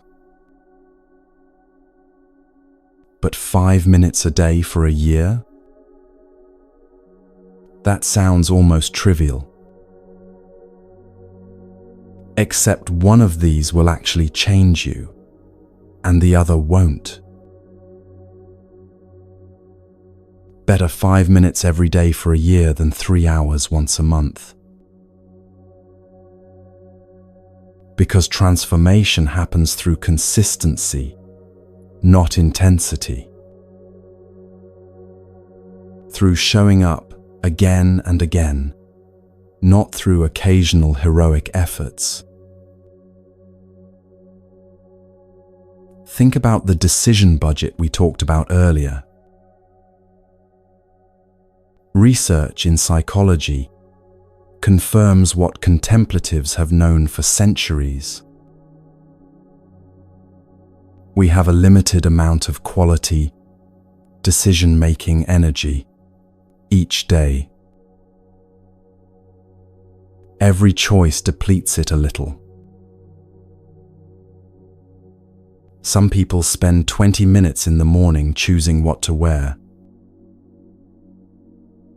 trying on different combinations, checking the mirror, changing again. And then they wonder why they have no patience for their child at breakfast. Why they snap at their partner over something small. Why they can't focus at work. They've used up their decision-making capacity on something that doesn't actually matter to them. This is why simplification isn't about deprivation. It's about preservation. When you simplify the non-essential, you have energy for what matters. Einstein wore the same clothes every day so he could save his mental energy for physics. Not because he hated variety, but because he loved physics more. What do you love enough to simplify for? If genuine transformation matters to you, then simplify everything else. Not all at once, not dramatically, but gradually. Reduce the decisions that don't serve your deepest values. Create routines that remove friction from what matters. Make the path of least resistance the path you actually want to walk. This is moderation in action. Not holding back out of fear or laziness, but choosing sustainability over intensity. Here's something worth considering. These 4 powers, interest, confidence, joy, moderation, they correspond to the 3 patterns we looked at earlier. If you're stuck in comfort and postponement, you probably need interest. You need to connect with why this matters, what's actually at stake, what becomes possible when you stop sleepwalking through life. If you're telling yourself you're incapable, that this isn't for people like you, you need confidence. Not in a fixed self, but in potential. In the mind's capacity to develop, to change, to unfold. If you're burned out or resentful, if you're pushing yourself with borrowed energy from obligation or fear, you need joy. You need to find the delight in the doing, the satisfaction that comes from alignment rather than achievement. And if you're cycling between heroic effort and collapse, between all-in commitment and complete abandonment, you need moderation. You need to find the sustainable rhythm, the middle way that you can walk, not just today, but for years to come. This week, if you'd like, just notice. No pressure to figure it out perfectly. No need to analyze or fix anything. Just gently notice, which of these 4 powers do you most need right now? Where's the edge for you? Where's the growing point? Maybe you have plenty of interest, but no confidence. You're fascinated by the teachings, but convinced you can't actually practice them. Maybe you have confidence, but no joy. You know you're capable. You're showing up consistently, but it feels like grinding, like forcing, like there's no lightness in it. Maybe you have both interest and joy, but no moderation. You keep burning yourself out with unsustainable intensity. Or maybe you have all 3, but they come and go with your mood, with circumstances, with whether life feels easy or hard. Just notice. Because noticing is the beginning of everything. These 4 powers aren't separate from you. They're not external tools you have to acquire or build from scratch. They're capacities you already have, just dormant, waiting to be remembered, practiced, strengthened. Like muscles that have atrophied from disuse. The muscle is there. It just needs training.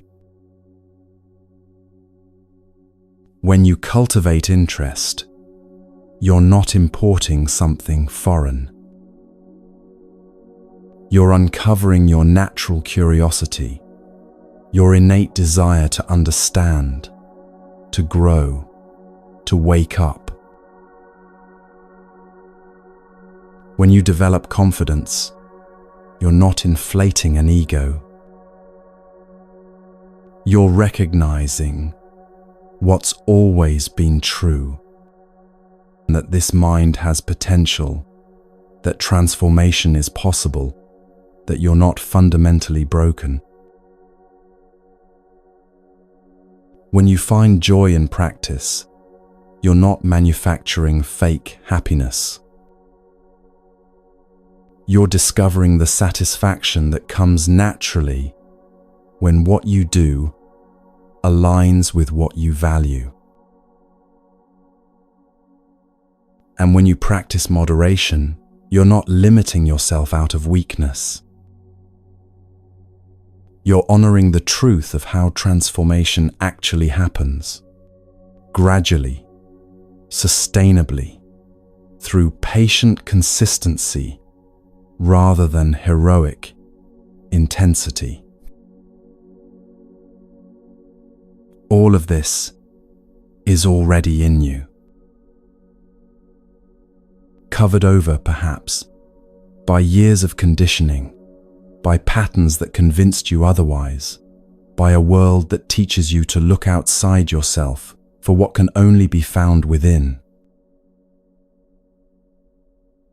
But it's there, waiting, like a seed in dark soil, like a mirror under dust, like potential in an acorn. All you have to do is create the conditions. Show up. Practice. Be patient with the process.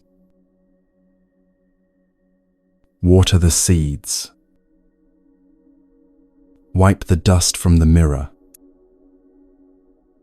Give the acorn time and soil and sun.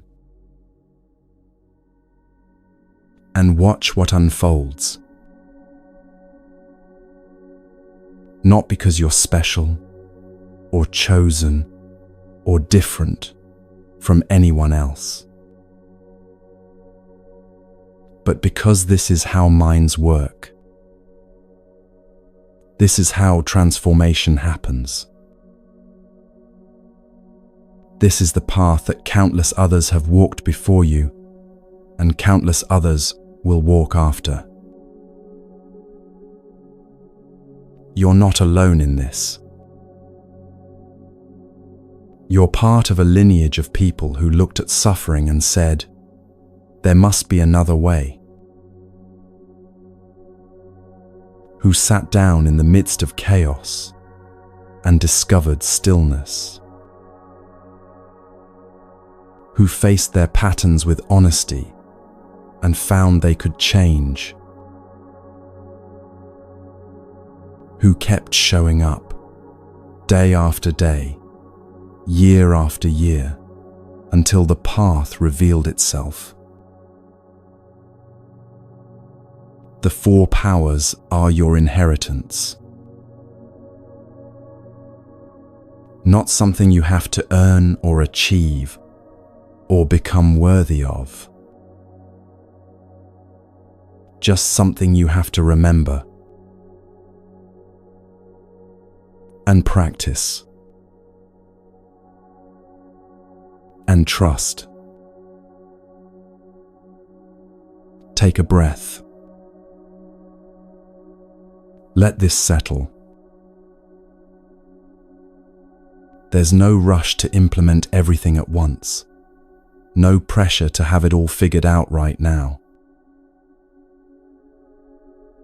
These teachings aren't going anywhere. They'll be here when you're ready. And you'll return to them again and again, each time understanding them a little more deeply, each time seeing something you missed before. That's how this works. Not in a straight line, not through perfect understanding, but through gradual deepening. Through showing up again and again with whatever you have, wherever you are. And slowly, almost imperceptibly at first, but then undeniably, you change. The interest grows stronger. The confidence settles deeper. The joy becomes more consistent. The moderation finds its rhythm. And you find yourself walking a path you didn't know existed.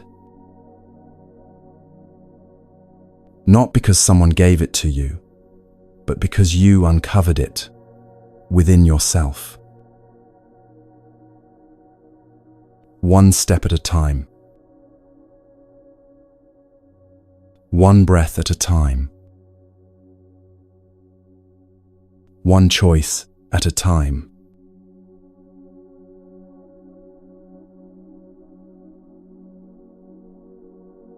When something goes wrong, a diet we couldn't stick to, a meditation practice that fizzled out after 3 days, a goal we abandoned before we really started, we usually blame the last step. I just didn't follow through. I lack discipline. I couldn't stay motivated. We think the problem is execution. And sometimes it is. But if we're honest, the real failure often came much earlier. Most people skip straight to plans and goals without understanding the actual situation they're in. They decide what they want to achieve without first assessing what they're actually working with. It's like trying to navigate with a map when you don't know where you are. The map might be excellent, but if you can't locate yourself on it, you have no idea which direction to walk. There are 4 phases to any endeavor. First, read the terrain. Understand where you actually are right now, what resources you have, what constraints you're working within. Second, set objectives based on that honest assessment. Not based on what sounds impressive or what you think you should want, but based on what's actually possible and meaningful given your terrain. Third, create a plan that bridges where you are to where you want to go. A realistic plan, not a fantasy plan. Fourth, implement. Take action. Do the thing. Most people start at step 3 or 4. They jump straight to making plans or taking action without the foundation of clear diagnosis. And then they wonder why nothing sticks. Reading your terrain means asking honest questions and giving honest answers. What are your current resources? Not the resources you wish you had, or the resources you think you should have. The ones you actually have right now. How much time do you genuinely have available? Not, I should be able to find time, but here are the actual hours in my day, here are my actual obligations, here's what's realistically available. How much energy do you have? Are you in a season of your life where you're depleted, running on fumes, barely keeping your head above water? Or are you in a season of relative ease, where you have surplus capacity? What support do you have? Do you live alone or with people who would encourage this practice? Do you have friends who understand what you're trying to do, or would you be doing this completely on your own? These aren't small questions. They shape everything that comes after. What's your current state? How's your physical health? Are you dealing with chronic pain, fatigue, illness? Because if you are, your practice needs to account for that, not pretend it doesn't exist. How's your mental health? Are you stable, or are you in crisis? Are you managing baseline anxiety and depression, or are you in acute distress. Again, no judgment here. Just clarity. Because the practice that serves someone in crisis is different from the practice that serves someone in stability. What are your current circumstances? What responsibilities do you have? Are you caring for children, for aging parents, for a partner who needs support? Are you working one job or two? Are you in school? Are you in transition? Your circumstances aren't excuses. They're the reality you're working with. And a practice that doesn't account for reality isn't wise, it's fantasy. What's your current understanding? What do you actually know about this path? Have you practiced before? Have you studied the teachings? Are you coming in completely new, or do you have a foundation to build on? And what are your current patterns? What's worked for you before? What hasn't? When you've tried to establish new habits in the past, what made them stick and what made them fall apart? This kind of honest assessment is rare. Most people skip it because they already know what they want to do. They've already decided they should meditate an hour a day, or go on a retreat, or study these texts. But when you approach practice this way, you're not reading the terrain. You're imposing your preferences on it. You're trying to make reality conform to your plan, instead of making your plan conform to reality. And reality always wins. When people ask for guidance, the first thing to understand is that there's no one-size-fits-all answer. Each person is a unique constellation of conditions. What works for one might harm another. Someone dealing with anxiety might need practices that ground and stabilize. Someone dealing with lethargy might need practices that energize and activate. Someone with a lot of time and few obligations might thrive with longer, more intensive practice. Someone with young children and a demanding job might need something they can do in 5-minute increments throughout the day. The right practice for you isn't the most advanced practice.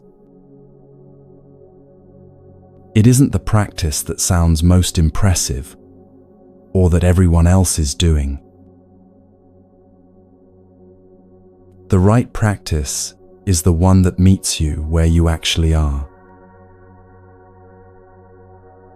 There's a teaching that might help here. Imagine you need a blood transfusion. Your blood is contaminated, and you need it replaced with healthy blood. Now, if they drained all your blood out first, and then tried to refill you with clean blood, you'd die in the process. The cure would kill you. So instead, they do it gradually. Pure blood flows in through one arm, while contaminated blood flows out through the other. Slowly, over time, the ratio shifts. You're getting cleaner and cleaner blood, but you're never at risk of complete depletion. This is the Buddhist path. Gradual transformation. Introducing wisdom, kindness, and clarity, while slowly releasing confusion, reactivity, and harm. Not dramatic purging, not violent upheaval, just gentle, sustainable shift. This matters because many people approach practice like they're trying to drain all the blood at once. They want to eliminate all their negativity immediately. They want to become completely different people overnight. They want transformation now, fully and completely. And when that doesn't happen, when they still get angry, when they still feel fear, when they still struggle, they think they've failed. But the path isn't perfection. It's direction. Someone once asked the Buddha, "In this world, isn't everything we do going to cause some harm? Even eating vegetables means insects died in the harvest. How can we truly be good?" The Buddha's teaching wasn't perfectionism. It was the middle way. Do your best to minimize harm. Choose the kinder option. Know that perfect purity isn't possible in a shared, interdependent reality, but that doesn't mean all choices are equal.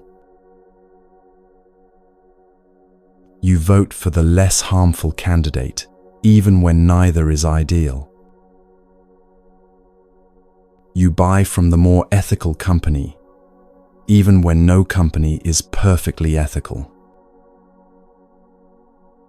You speak with more care even when you can't be perfectly skillful yet. This is the path. Better, then better still. Not perfect, but genuinely better. Every choice is a chance to move in the direction of less harm, more wisdom, greater care. Not because you'll arrive at perfection, but because direction matters more than arrival. One of the ego's favorite tricks is binary thinking. All or nothing. Success or failure. Enlightened or hopeless. The Buddhist path rejects this completely. The question isn't, am I enlightened? The question is, did I take one step toward freedom today? Just one step. Not 1,000 steps. Not the final step. Just one step in the right direction. This completely changes how you approach practice. Imagine someone comes to you and says, "I want to meditate 45 minutes every day. Then in a month, I'll increase to an hour. And by autumn, I want to do a month-long retreat." And you ask, "Have you meditated before?" "No, not really.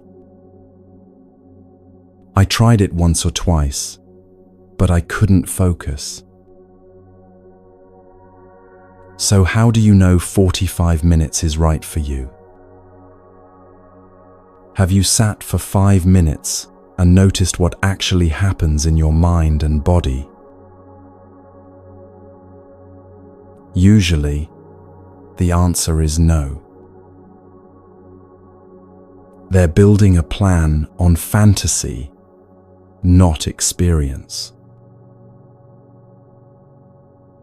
Start where honesty lives. If you haven't meditated in months, or ever, your goal isn't an hour a day. Your goal is 5 minutes, 3 times this week. That's it. Do that, and you've succeeded. Not do 5 minutes as a stepping stone to the real goal of an hour. No. 5 minutes is the goal. Complete in itself. And when you do it, you build evidence. Evidence that you can show up, that you can follow through, that you're capable. Then next week, maybe you do 5 minutes 4 times. Or you do 6 minutes 3 times. Small increments built on success. This is completely different from the fantasy approach, where you commit to massive change, feel great about your commitment for exactly 1 day, and then crash into failure. Build from success, not fantasy. Your goals should align across time frames. If your long-term goal is inner peace, your medium-term goal might be learning to meditate consistently, and your short-term goal is sitting still for 5 minutes today. These are aligned. They're the same path, just different distances. But here's what misalignment looks like. Long-term goal, inner peace. Medium-term goal, proving yourself at work, climbing the ladder, making more money than your colleague. Short-term goal, winning an argument online with a stranger you'll never meet. These pull in different directions. They're not the same path at different distances. They're different paths entirely. And you'll exhaust yourself trying to walk them all at once. So look at your goals honestly. Are they aligned? Do they point in the same direction? Or are you trying to walk north and south simultaneously, wondering why you never seem to get anywhere. These teachings didn't come easily. They cost years of confusion, trial and error, suffering that didn't need to happen. If even one idea here saves you some of that pain, if it helps you move forward with a little more clarity, a little less struggle, that's why this teaching exists. Not to create Buddhists, not to build a religion or a following, to reduce suffering. That's all. If these teachings help, use them. If they don't, set them aside. There's no obligation, no requirement that you adopt any of this. The only question that matters is, does this reduce suffering? Does this create more freedom, more clarity, more peace? If yes, keep going. If no, try something else. You don't need to become someone else. You don't need to overhaul your entire life tomorrow. You need to do one thing, one small, genuine thing that aligns with freedom instead of habit. What's one thing? No pressure to answer right now. Just an invitation to notice. Maybe it's sitting still for 5 minutes tomorrow morning. Maybe it's pausing before you reach for your phone.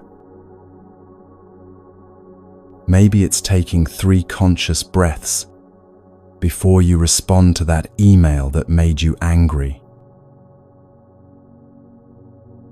One thing. Small and genuine. That's where transformation begins. Imagine you're hired to play music at an event. You show up with access to 100,000 songs, every genre, every era, every mood.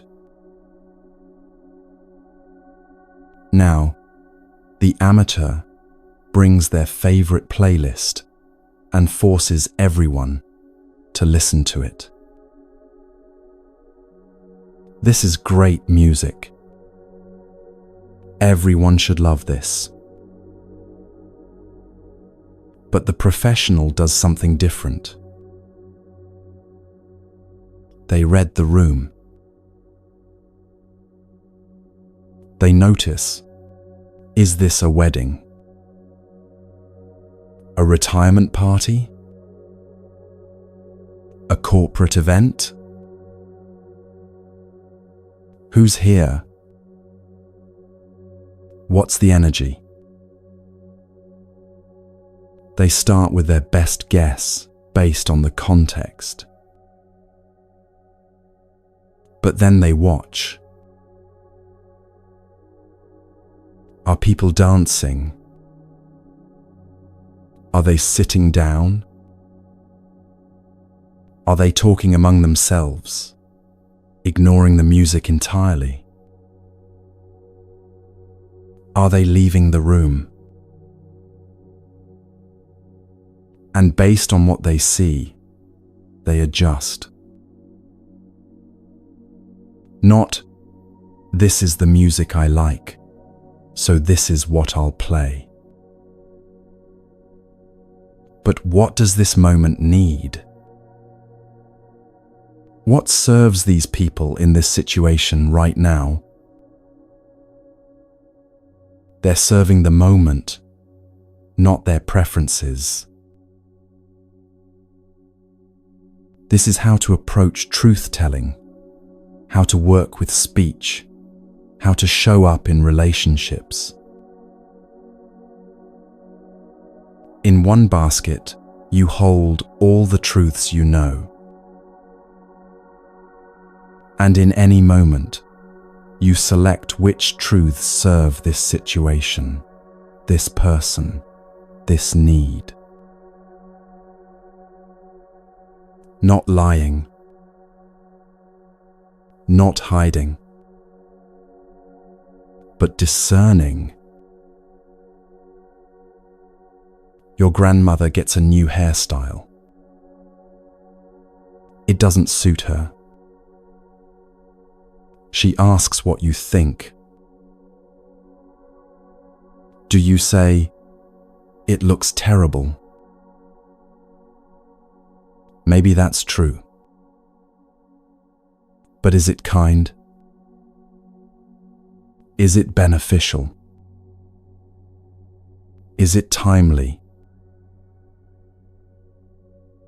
The Buddha taught that speech should be true, kind, beneficial, and timely. All four. If something is true but unkind and not beneficial, if it would hurt without helping, silence might be wiser. Or you might find a truth that's kinder. It's so nice to see you trying something new. I love that you're experimenting. Both true. Both kind. One serves the moment better than the other. This isn't dishonesty. It's wisdom. The danger is arriving at any situation with fixed ideas of what you'll say or do. I'm going to tell them exactly what I think, no matter what. I'm going to be completely honest, even if it hurts. This is ego's game. Trying to control, predict, dominate the moment according to its preferences. Real compassion is responsive. It meets what's actually happening, not what you planned for or hoped for. Honesty with yourself is the foundation. You must see clearly what's true, the whole truth, not just the convenient parts. But then you serve what's needed, not what's easiest for you, not what makes you look good, not what protects your comfort. What actually helps? Sometimes that means gentle silence. Your friend is grieving, and they say something you know isn't quite accurate about the person they lost. Do you correct them? Maybe later. Maybe never. But right now, in this moment of raw grief, correction isn't what serves. Presence serves. Listening serves. Holding space serves. Sometimes that means difficult honesty. Your friend is harming themselves with a pattern they can't see. They keep making the same choice that leads to the same suffering, and they genuinely don't understand why their life keeps falling apart.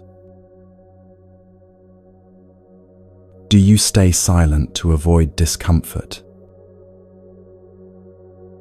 Or do you speak the truth they need to hear, even knowing it might hurt, might create distance, might cost the friendship? Wisdom knows the difference. And wisdom doesn't come from following rules. It comes from practice. From showing up again and again in real situations with real people, making your best guess, watching what happens, learning from what works and what doesn't. From reading the room, adjusting the music, serving the moment. The question isn't, is this a white lie or the truth? The question is, what serves awakening? What reduces harm? What builds trust and connection while being fundamentally honest? And the answer changes depending on the situation. Which is why you can't arrive with a fixed formula. Why you can't decide ahead of time exactly what you'll say or do. You can only show up present, aware, and willing to respond to what's actually needed. This is harder than following rules. It requires actual attention, actual discernment, actual care. But it's also more alive, more real, more human. And it's the only way to navigate a world this complex, this interconnected, this constantly changing. You read the terrain. You set appropriate objectives. You make a realistic plan. You implement with presence and flexibility. And when something doesn't work, you don't blame yourself for lack of willpower or discipline. You go back to the beginning. You read the terrain again. You adjust the objectives. You revise the plan. This is how transformation actually happens. Not through heroic willpower forcing reality to bend to your vision, but through patient, honest, responsive engagement with what actually is. One step at a time. One choice at a time. One moment at a time. Until you look back and realize you've come so far. Not because you were special or chosen or different, but because you kept showing up. With honesty. With patience. With willingness to begin again. And that's enough. More than enough.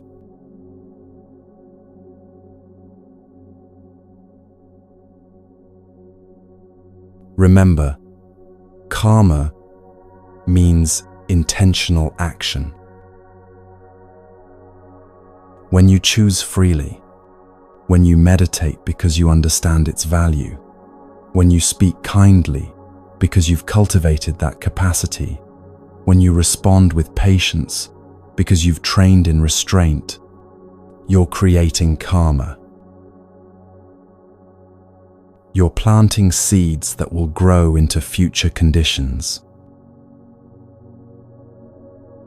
But when you're forced by circumstances, when the doctor says, change your diet or die in 6 months, when you only become generous because you're ashamed not to be, when you practice only because crisis has backed you into a corner, there's little karmic power in that action. You're being pushed, not choosing. And the difference matters more than you might think. Imagine 2 people. The first person is in their 30s, relatively healthy, with no major health concerns. They start paying attention to what they eat, not because anything's wrong, but because they value their body, because they want to have energy and vitality as they age, because they understand that health is easier to maintain than to recover. The changes are gradual. More vegetables, less processed food, better sleep. Nothing dramatic, nothing urgent. Just steady choices in the direction of well-being. The second person ignores all the signs. The fatigue, the weight gain, the blood pressure creeping up, the doctor's concerned suggestions. Until one day, the doctor delivers an ultimatum. Your cholesterol is dangerously high. Your blood sugar is pre-diabetic. If you don't make major changes now, you're looking at a heart attack within the year. Now they change. Radically. Everything at once. No sugar, no processed foods, strict calorie limits, mandatory exercise. Both people end up making similar changes. Both eat better, move more, take care of their health. But which person do you think has an easier path? Which one generates more positive momentum? The first person is building strength. Every choice reinforces their sense of agency, their confidence that they can shape their life through conscious decisions. The second person is operating under threat. Every choice is tinged with fear, with resentment, with the exhausting effort of forcing themselves to do something they haven't actually chosen in their heart. Both might succeed, but one is planting seeds of empowerment. The other is white-knuckling their way through changes they feel victimized by. Karma, the natural unfolding of cause and effect, first invites. It whispers, This pattern is causing suffering. Would you like to shift it? The whisper might be a slight unease in your gut when you reach for your phone for the 100th time today. It might be a small voice suggesting that maybe you don't need that third drink. It might be noticing that you always feel worse after scrolling social media. Never better. If we ignore the whisper, it speaks louder.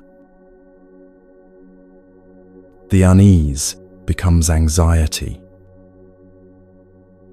The suggestion becomes concern. The noticing becomes impossible to ignore. Still ignored,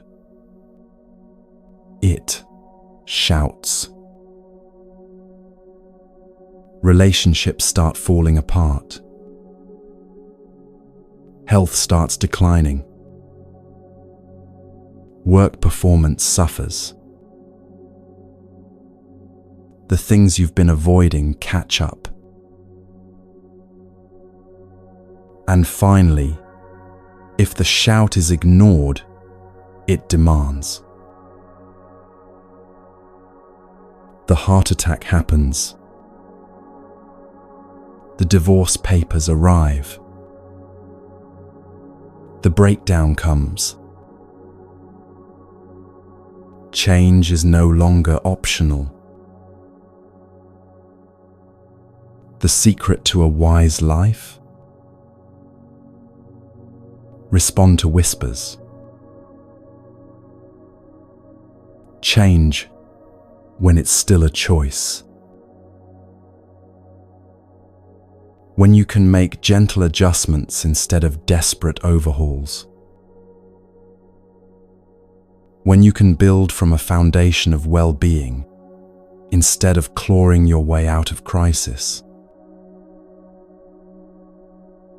This whole teaching, these 4 powers, this understanding of the patterns that block us, is about how to have the motivation, the drive, the urgency that usually only comes in crisis while you're still in a time of relative peace. How to change while change is still gentle. How to grow while you still have space to breathe. This is the gift of practice. Not that it makes you superhuman, or perfect, or immune to difficulty, but that it gives you access to emergency energy without needing an emergency to trigger it. You can choose transformation today, freely, with your whole heart, or you can wait until life forces it on you tomorrow, desperately, with no other options left. Both paths lead to change, but only one plants seeds of freedom. Sometimes we look at people who seem naturally wise, naturally peaceful, and we think, they're special. They're different from me. They have something I don't have. But here's what the Buddhist tradition teaches. No one is born complete. Every quality you admire in another person was cultivated. Every moment of peace they experience came from training. Every wise response arose from choosing, again and again, to act wisely. There's a teaching called Buddha nature. Every being has the potential for complete awakening. Not will definitely become enlightened. That's not guaranteed. But has the capacity. Like every acorn can become an oak, given the right conditions.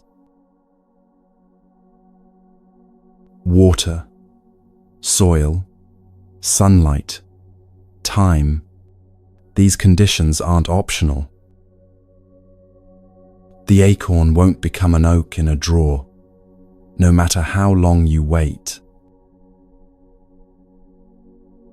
But given the right conditions, the potential that was always there unfolds. You might be at a different point on the path than someone you admire. You might have different obstacles to work with, different patterns to untangle, different karma to meet. But you are not less than. Your mind has the same fundamental capacity for transformation, for freedom, for love. This isn't pressure. You don't have to become a master or a saint. You don't have to achieve some extraordinary state that only a few special people can reach. But you also don't have to settle for suffering. You have options, real options, right now. Kindness isn't something foreign you have to import from outside. It's already in you, waiting to be watered. You felt kindness towards someone you love, toward a child, toward an animal, toward a stranger having a hard day. That capacity exists. The question is just whether you cultivate it or let it remain dormant. Clarity isn't a superpower. It's the mind's nature when confusion settles. You've experienced moments of clarity, when the answer to a problem suddenly became obvious, when you saw a situation for what it truly was, when the fog lifted and everything made sense. That clarity is your birthright. It just gets obscured by the constant noise, the endless commentary, the accumulated confusion. You're not building a new self. You're uncovering what was always there, buried under habit and fear. We've walked through a lot together. The weight we carry, that exhaustion that sleep doesn't fix, that gap between who we are and who we sense we could be. The patterns that block us, comfort seeking that becomes numbing, distraction that masquerades as productivity, self-doubt that locks us in place. The four powers within us, interest that compels, confidence that steadies, joy that sustains, moderation that makes it real.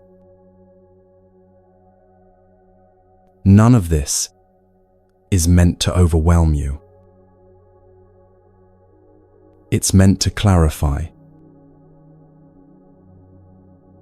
to show you that what feels impossible, changing, growing, finding genuine peace, is actually a path that countless others have walked. Not because they were special, because they showed up. You don't need to remember everything you heard here. You don't need to implement it all at once, or do it perfectly. You just need to take one step. Maybe tomorrow morning, you sit still for 5 minutes before reaching for your phone. Maybe you pause before reacting to something that usually triggers you immediately. Maybe you choose to water the seeds of gratitude instead of the seeds of complaint, just once, just to see what happens. One step, small and genuine, and then another, and another. Not because you're trying to arrive at some final destination, not because you're racing toward enlightenment, but because each step matters. Each step plants a seed. Each choice creates conditions. Each moment of awareness carves a little groove that makes the next moment of awareness more possible. The path is gradual, gentle, sustainable, like a transfusion, not a purge. Like spring arriving, not a sudden revolution. And it's available to you right now, exactly as you are, with everything you're carrying, with all your confusion and fear and doubt. You're not too broken for this. You're not too far gone. You're not uniquely incapable. You're just human. And this path was made for humans. So take a breath. Feel your body in this moment, in this space. Notice that you're here, that you listened, that something in you was interested enough to stay present for this long. That's not nothing. That's the first power already awakening. The seeds are planted. The conditions are gathering. What grows from here is up to you. Not through force, not through perfection, but through patient, honest, gentle choosing. One moment at a time. One breath at a time. One step at a time. Until you look back and realize you're not the same person who started this journey. And the path ahead, though still long, feels possible in a way it never did before. Welcome home.